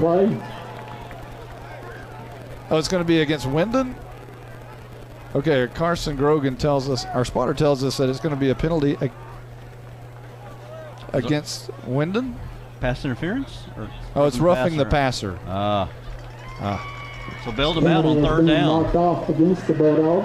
Yeah, that'll move the ball deep into Howe territory at the 15. Had him there on third down, and it was going to be an incomplete pass. And roughing the passer will give them first set of downs. 1st and 10. Richardson with McSpedden. He'll hand off to McSpedden up the middle, a lot of room. Up the fighting for yardage for about 8, maybe 9, near the 5-yard line. They'll mark him just outside the 5. Well, I said the Rams were waving the white flag. They're still trying. They're still pushing. They're still working out there. They can get a touchdown, bring this thing within 19. You know, the greatest thing about this drive, though, it's chewing up the clock. I mean, we're just about at the 7-minute mark now. We may get out of here by 10:30. Richardson and McSpedden in the backfield. Handoff, McSpedden up the middle. Nothing doing right there as J.C. Helpenstell says, no, sir. J.C. Helpenstell stepped up right there in that hole and just a textbook tackle. Hit him right in the waist. Took McSpedden down right there right away, no doubt about it. 3rd down coming up, 3rd and a yard. 2 receivers to either side. Don't think they'll be throwing. Well, they might. But Richardson, more of a running type quarterback. Much more so than Reynolds. With McSpedden still in the backfield. And this is going to be McSpedden brought down. Going to be close to a 1st down, but I don't think he's going to get it. It's going to be stopped and then a late right flag. about the line of scrimmage, and now a flag comes in. Penalty flag thrown at about the 5-yard line. So we'll check this one and see what this one is. Caroline, anything down there? Anything new going on? Yeah, you know, the other day, I'm so sorry, it feels like the other day. Earlier, you had asked me how the fans here were doing. The other day, it's about right. No, I'm so sorry, but you asked me earlier how the fans were doing on this side. Hey, we're doing a lot better than the SNS fans. The cops had to go and throw one of those guys out. Oh, no, that's not good. It's never good. Never good. So, what have we got here, Justin? Have we got a penalty? Have we got a penalty? But they're trying to sort it out. I'm not sure. Well, the flag is down at the line of scrimmage, which is the 6. And I'm really confused because the official there, right over the ball, is standing with his hands on his hips. I'm thinking encroachment. Well, no. it was just a run up the middle and tackled right about the line of scrimmage, and then the flag came out from the line judge here on this on the Howe side. Hey, we have a Carson Daniels sighting on defense here as he checks in for J.C. Helpenstell. And this was one of the, is this the first time Daniels has been in on defense? I believe so. We have Daddy Daniels sitting down here right below us. I saw some all eyes on number 20.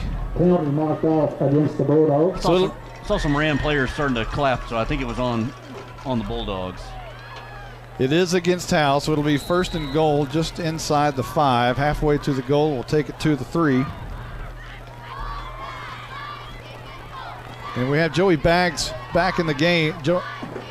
And he'll get the toss right side. He cuts a defender. Just jukes Caden Harmon on his way to a touchdown.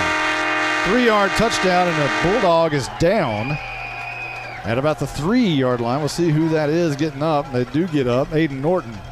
That's who that young man was. So, well, quick to the line there and just pitched out to Baggs. And Baggs, like you said, made Harmon miss and just able to cut back inside and get the short yardage touchdown and bring this thing within 20.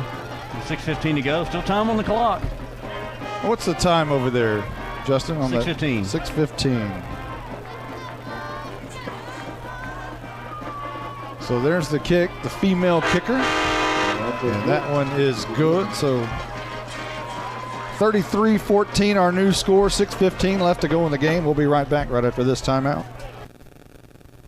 My name is Michelle Walker, Vice President of the Howe Athletic Booster Club. On behalf of the board, we'd like to thank you for your support. Our mission is to support all Howe athletes, girls and boys, middle school and high school. We do this by purchasing new equipment and other items. Without these funds, our athletes would not be where they need to be. It's only $25 to become a member. Hey, this is Coach Jailing. Our motto this year for the Howe Bulldog football team is all in. And all in means our football team, community, parents, everybody. We need everybody to be all in this year. And that includes you guys joining the Athletic Booster Club. This is Larry Mays. I'm the master plumber and the owner of Torque Plumbing in Howe, Texas. We do commercial and residential plumbing, everything from major construction of new restaurants to service plumbing calls to local citizens. We even service water heaters. We're located here in Howe off of Highway 75 at 102 South Collins Freeway. We're family owned and operated and are vested into the Bulldog community. Give us a call at 903-532-0525. Mention this ad for free service calls. 6:15 left to go in the game, and we have a new score, 33-14. Onside kick? Maybe.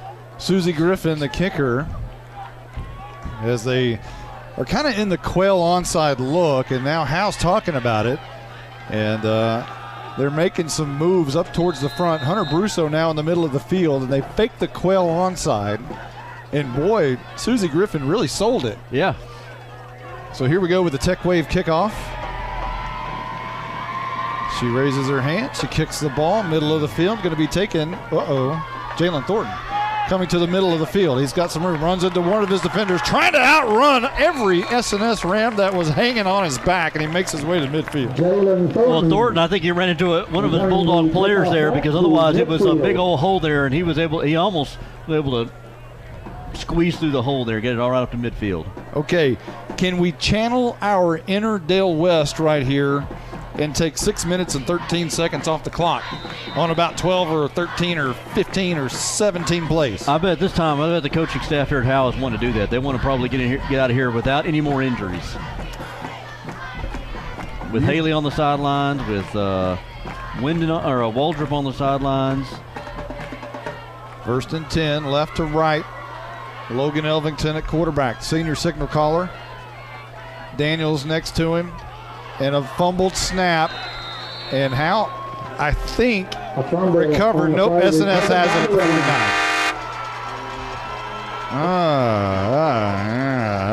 Now, I don't want to start speaking too soon here, but there's 6:11 left in this ball game.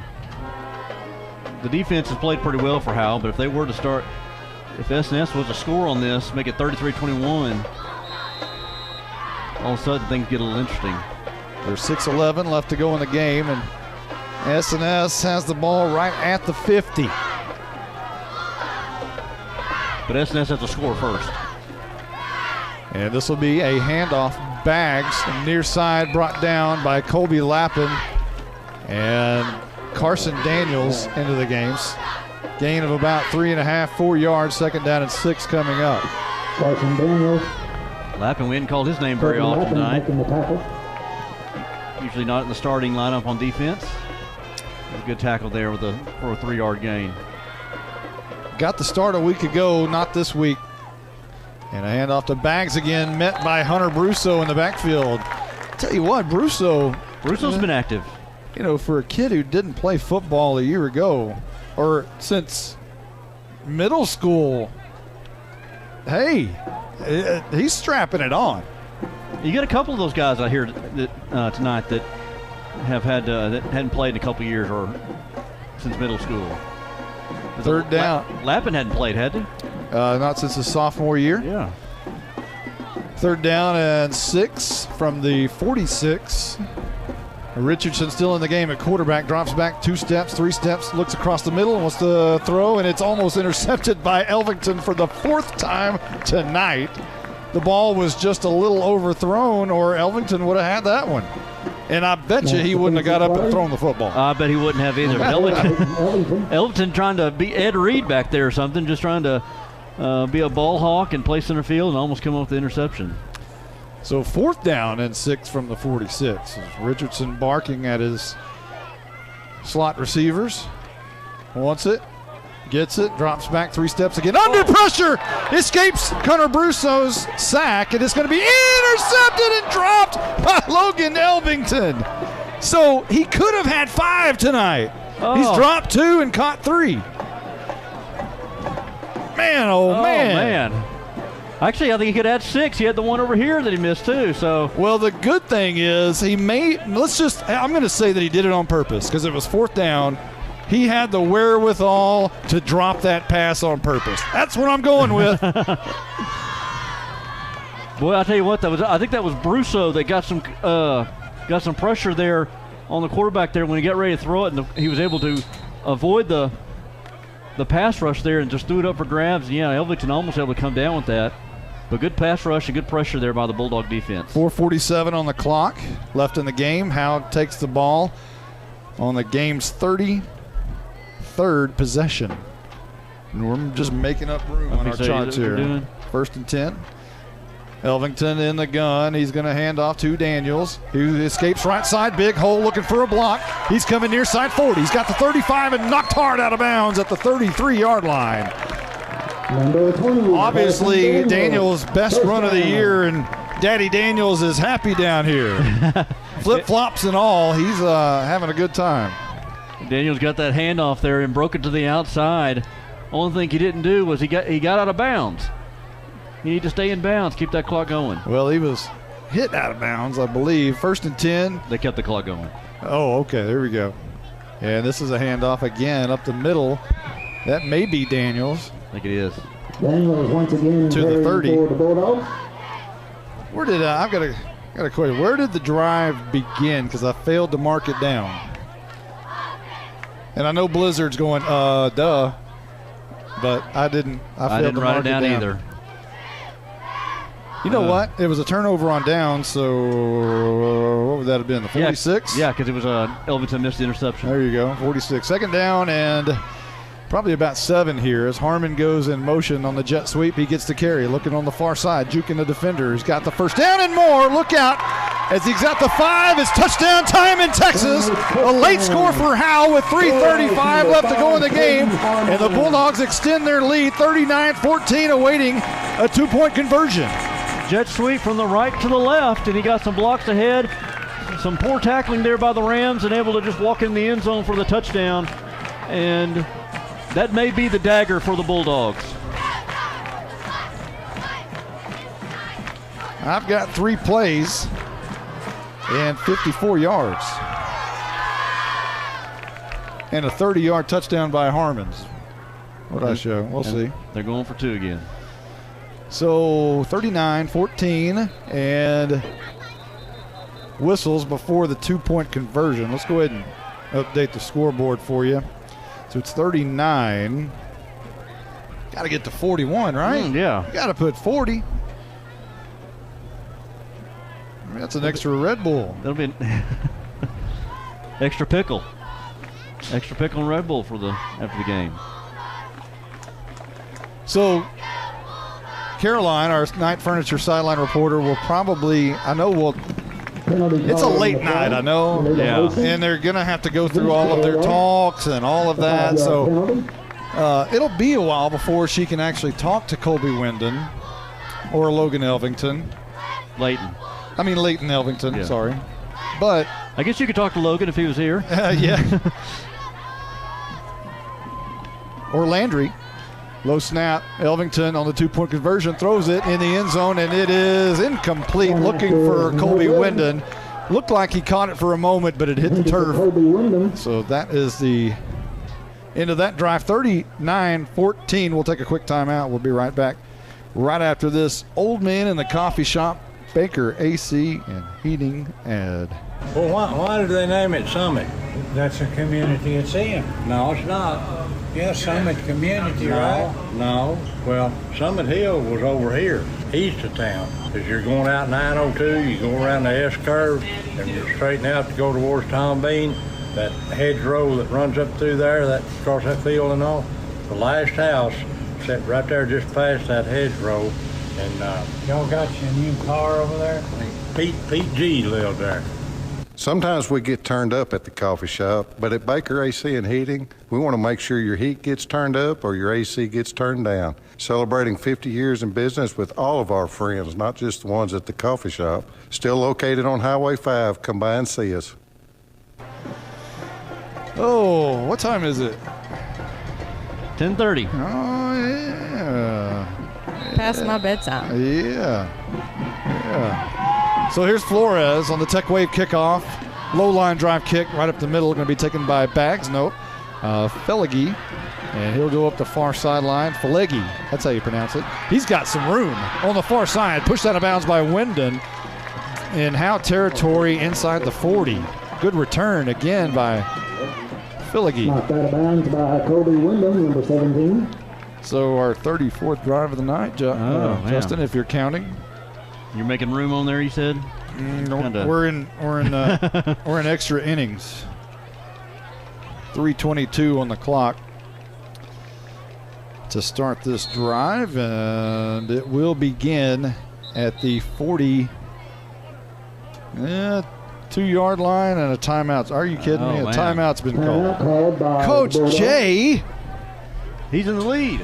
Well, they got to get some water, and I think, and I don't know how many defensive substitutions is going on out there, but it appears the same starters are out. The starters that are left are still out there. Of course, we've had an injury of Stephen Waldrop, left the game in the first quarter, will not return, has not been anywhere close to returning, was in street clothes. Austin Haley. Kirshner has been out at times. Haley. Obviously, Haley on offense. Brandon Williams has not been in since last week. Yeah, about the first drive of last week. He had one carry for 5 yards and went out the game. We've had Ing come, have a cramp. We've had Matthew Bearden have cramps at times. Jordan Jones hasn't been healthy since last week's pop, but he's out there. Just a crazy game. First down and 10. Low snap. Richardson digs it out. McSpetton gets the carry and brought down by Colby Lappin after a gain of about 2. So now the ball.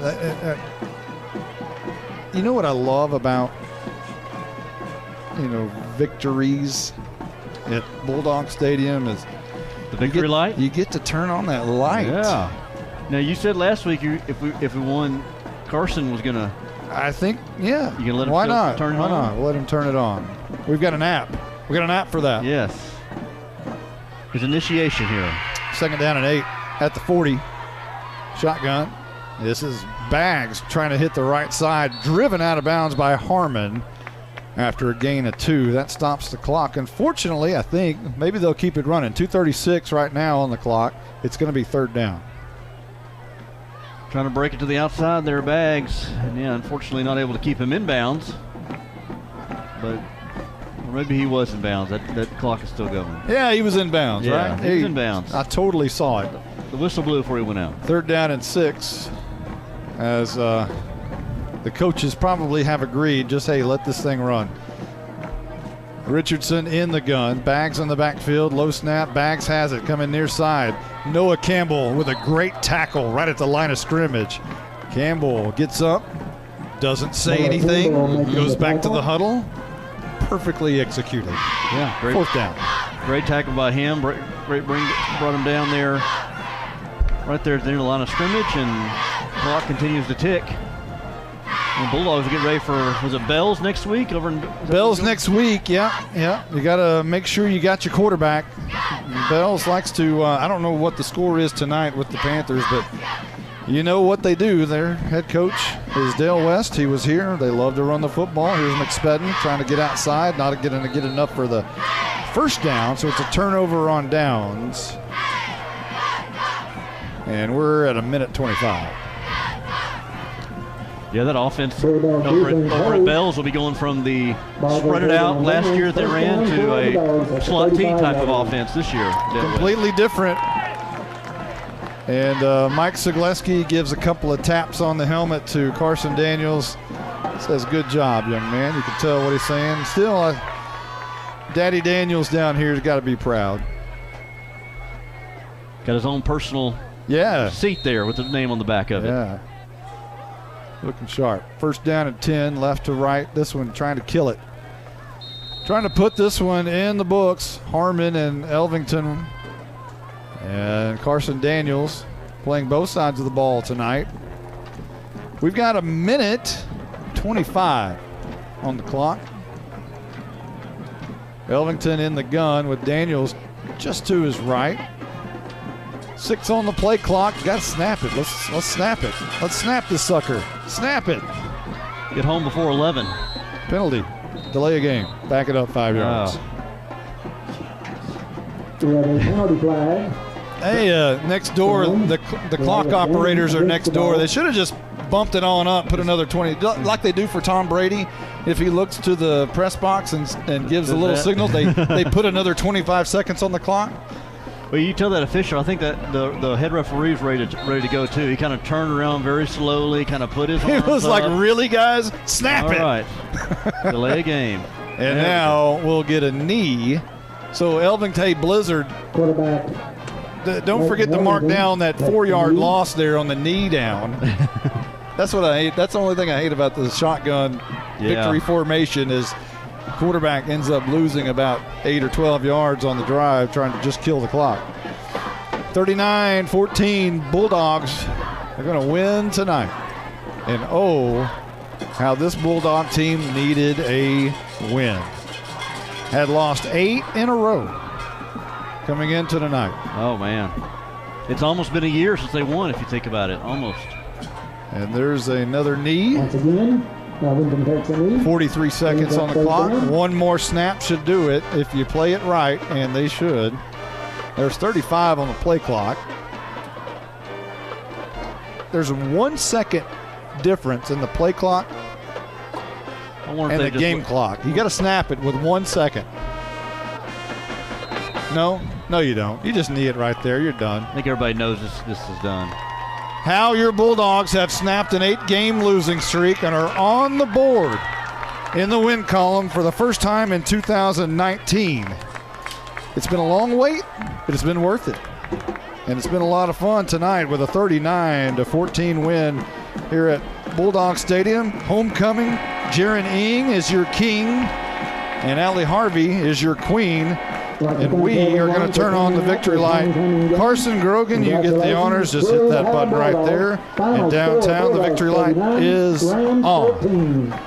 Congratulations to the Bulldogs on a hard-fought 39-14 win. A lot of injuries tonight. Got to check on Austin Haley. You know, the one that, you know, like they're all important, but Haley's injury looked pretty bad. And he stayed the rest of the game with his shoulder pads on, never took the pads off, but he never got off the bench either. And Stephen Waldrop over here with still his football pants on, but his shoulder pads off, jersey on, and he is limping his way out there. Yeah. Obviously in pain, something not right with Stephen Waldrop, and hopefully he can get out of that injury situation and return to the field quickly, because they really need him. You know, two-way starter, they need Stephen Waldrop. And here is the school song, fight song. We'll let you listen to that.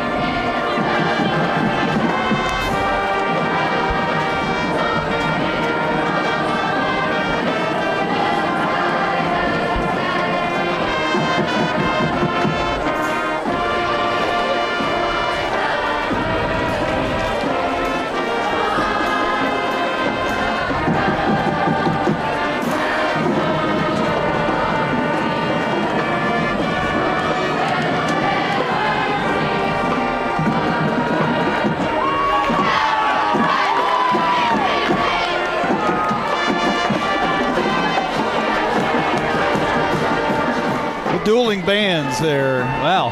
You had a S&S band on one side, Howe on the near side.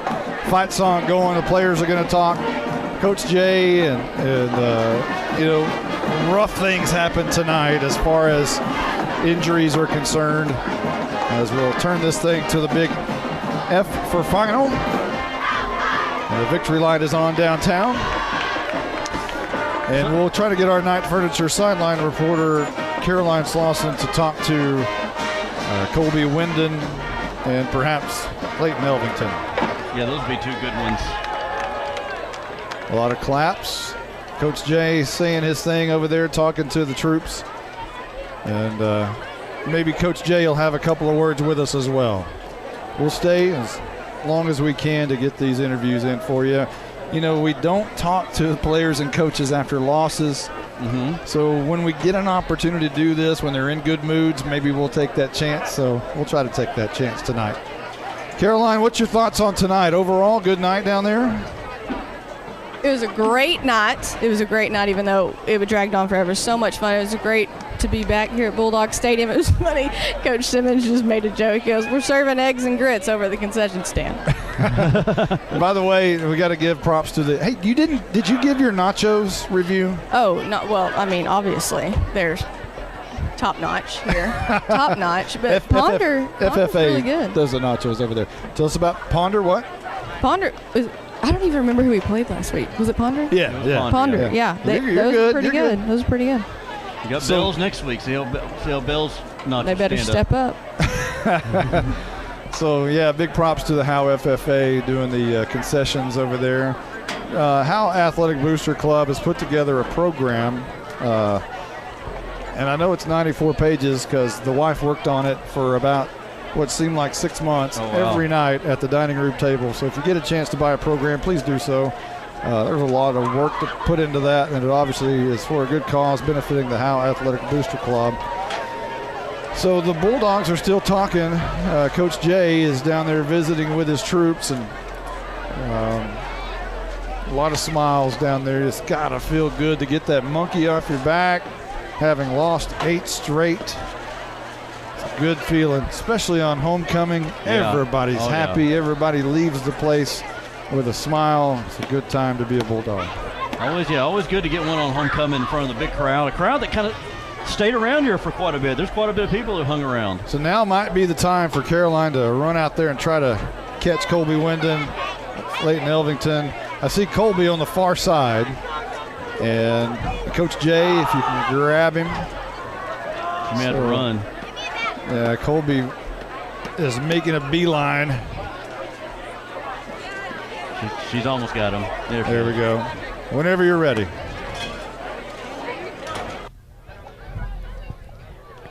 Colby, incredible game for you, and you had a touchdown catch in the third quarter. How you feeling tonight? I'm feeling great. You know, the team came out, played the best we could, and, you know, showed on the scoreboard. You know, we really deserve this win. I think it's going to carry over for the rest of the season. Absolutely. Well, good luck next week. I appreciate it. Thank you. Uh-huh.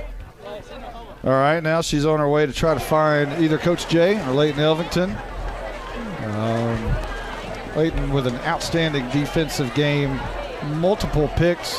Had 3, could have had 5. 2 went in the breadbasket. Yeah. I got the one and only Coach Jay. Coach Jay, how's it feel? It always feels good to get a W. It really does. It feels good to get a W, but there's a lot of things we got to fix and a lot of things we got to correct moving forward, definitely. But, you know, savor the win, enjoy the win, but we got to definitely fix some things. How's your quarterback? Forward. How's your quarterback feeling? He's probably got a concussion. He'll probably be out next week, so that's going to make some major adjustments offensively. We lost 2 others tonight to injury, so like I told the kids before the game, we got 28 on the varsity. We came out tonight 26 strong, and we're going into tomorrow or next week 22 strong. Great game so by his defense. So we're definitely going to have to look at the JV kids and see if there's anybody we can pull up to just get bodies on the sideline. Well, it's a great game by your defense. What do you think about them? Defense did a great job tonight. We didn't really do any blitzes or anything like that. We made our calls based off on the formations that they were giving us and what we saw on film. But, yeah, defense came out tonight and ready to play, and I'm really proud of our defense. 3 interceptions by senior captain Leighton Elvington.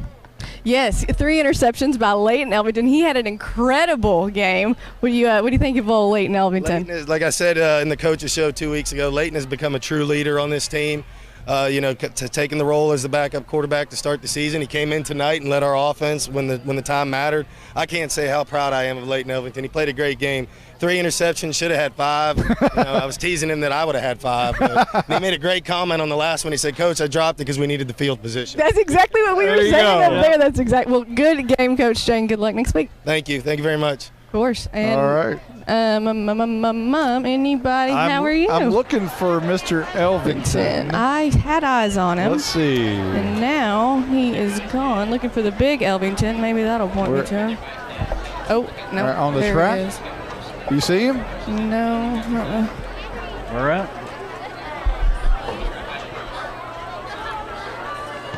Okay, we're looking. Let's see. Go right. Right, Caroline. We're mine. Go right. Oh, dang, that was a wrong number 4. Right here? No. No. I see a number 4, but it's a white jersey. JV. I've lost everybody. Well, if y'all want to go ahead and I'll chime in. All right, we'll let you look for him. Oh, I do see him right here. Come left to your left again. This is like Where's Waldo? Keep coming. Keep coming. Okay. Keep coming. Now look to your left. Number 4. There you go. There it is. All right. Whenever you're ready. All right. You have no idea how long we've been searching for you. So just to let you know, Leighton, an incredible game. 3 interceptions. Should have been 5, but I'm just kidding. I'm just kidding. 3 interceptions. Came in and threw for a touchdown pass. How does tonight feel? You know, it feels really good. Getting a chance to come out here, play for the team. You know, did drop 2 interceptions, but we won the game, so it doesn't matter. Threw a touchdown. Well, you just said, how does having your first win of the season as a senior feel? It feels good. There's many more to come, and this team's going to come together no matter what happens. What do you think going into next week, being down 3 players? We'll just have to next guy up, have the next guy come up. Good luck, and congrats on this awesome win. It was a good job. Very nice. Our Night Furniture sideline reporter, Caroline Slauson, just beautifully done. And a beautiful win at Bulldog Stadium. Are we done? Yeah, I'll see you next week. We'll see you at the concession stand in Bells. Yes, let's go interview some of the concession staff, too. Yeah, Let's go and do that. Let's go get the FFA. Howe FFA. They're probably gone, too.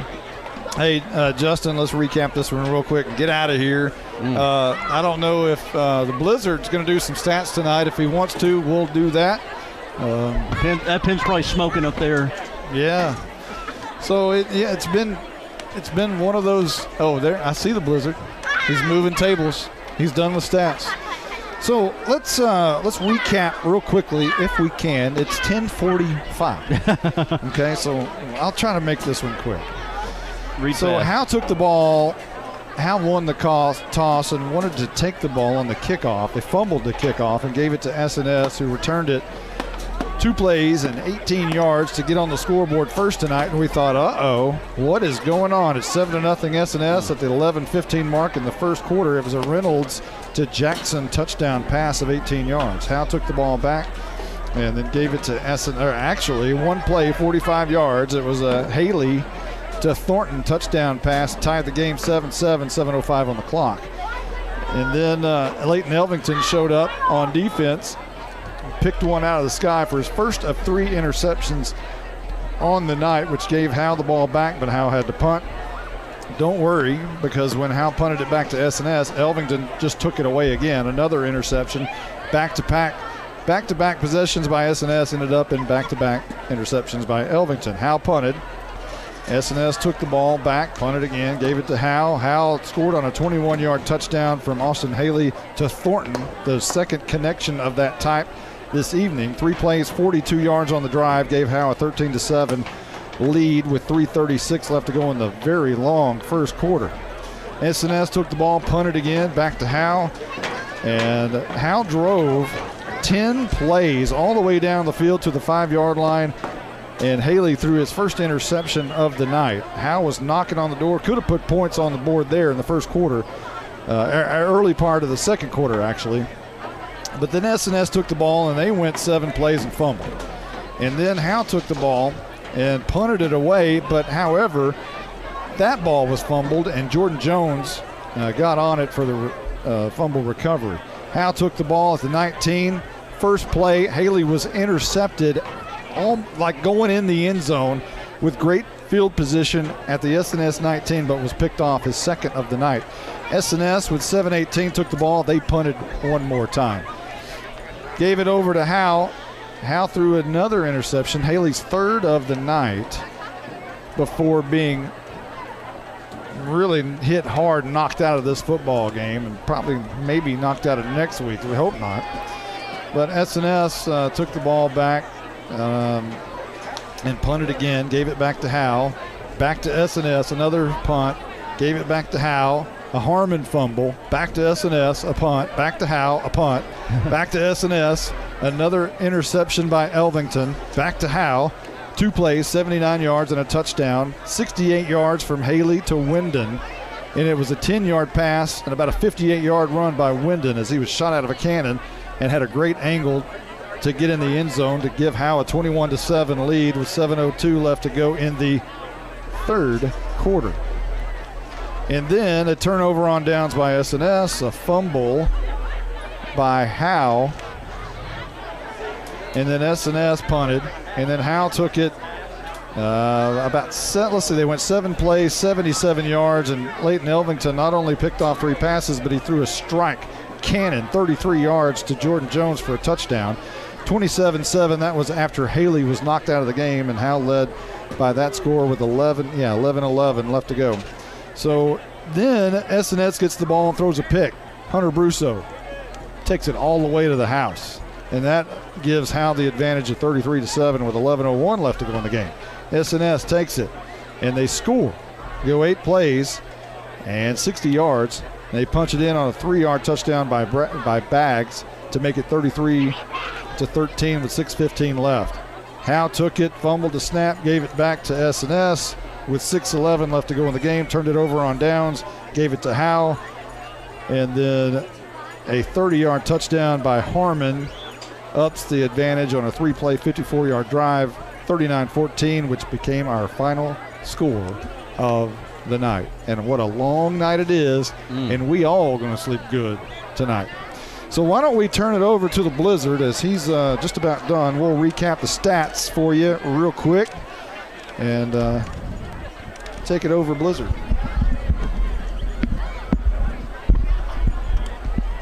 All right, I know everyone's tired tonight, but... Yeah, I won't ask you how you thought of the game. I'm just going to let you read off the stats. Well, the game went good finally in the second half when we quit turning the ball over. Austin Haley, who had a horrific hit on him, finished the game with 9 of 20, 182 yards, 3 touchdowns, 3 interceptions, and 1 2-point conversion throwing to Caden Harmon. Leighton Elvington came in relief for Austin Haley after the hit, was 2 of 2 passing for 36 yards and a laser of a touchdown to Jordan Jones as he threw 1 touchdown as well. Jalen Thornton had the most carries tonight at 16 carries for 64 yards rushing, 4 receptions for 92 yards and 2 touchdowns. Caden Harmon had 7 rushes for 59 yards and a touchdown, 2 catches for 9 yards and a 2-point conversion. He also had a big fumble in the game. Carson Daniels had 4 carries for 35 yards. He also had a fumble in the game. Arturo Louder, 3 catches for 20 yards in the game. He had 1 big 3rd down conversion in the second quarter early. Jordan Jones had 1 catch for 32 yards and a touchdown. It was that laser that Leighton threw. Colby Wyndon, 1 catch for 68 yards as he outran the defense on a slant from Austin Haley early in the third quarter. On defense here, Leighton Elvington, 9 tackles, 3 interceptions, 1 forced fumble. 2 dropped interceptions. Yes, 2 dropped interceptions. We've been on that all night. Hunter Brusso played big in the second half with a pick 6 and 4 tackles and 2 quarterback pressures. J.C. Helpenstell was busy all night making 9 tackles. Noah played really big tonight with 7 tackles. Jackson Atkins, 9 tackles and a sack tonight. And Arturo Louder, 4 tackles and a sack tonight. Also, I want to point out, as Monty said earlier, Leighton Elvington, -12 rushing on his 3 nils. Chase Reynolds for SNS was 3 of 16 for 24 yards, a touchdown, and 4 interceptions. He also had 8 carries for 33 yards. Joey Baggs, 9 carries for 20 yards and a touchdown. Devin Jackson, 11 carries for 43 yards, 2 catches, 24 yards and a touchdown. And McSpeed, 13 carries for 63 yards for SNS tonight. All right, thank you, Blizzard. Yeah. We're all tired now. Yeah, that was a great job there on the stats. It was a long game, and appreciate that. All right, let's wrap this up. You want to go? Everybody want to go? Where it's almost 11 o'clock. It's 10:53. Let's get out of here. Let's start taking calls here, and we'll go ahead and have one of those. You've had one of those long post-game shows before, hadn't you? Yeah, we've done that. We've done that. All right, I was much younger back in those days. All right, hey, it's a 39-14 win tonight. Justin, it's always fun to drive past on the way home and see that victory light lit up. We're going to do that tonight. For everyone who's been a part of this very long win, 39-14 will be at Bell's next week. Yes. I think it's their homecoming. I don't remember. So. I think it is. But I think it is. So another long pregame or halftime, we'll see. But looking forward to that. Hopefully Austin Haley will be there in shotgun formation. That would be nice. So for everyone who's been a part of this one, I'm Monty Walker, and we will see you in Bells, Texas next week. So long, everybody.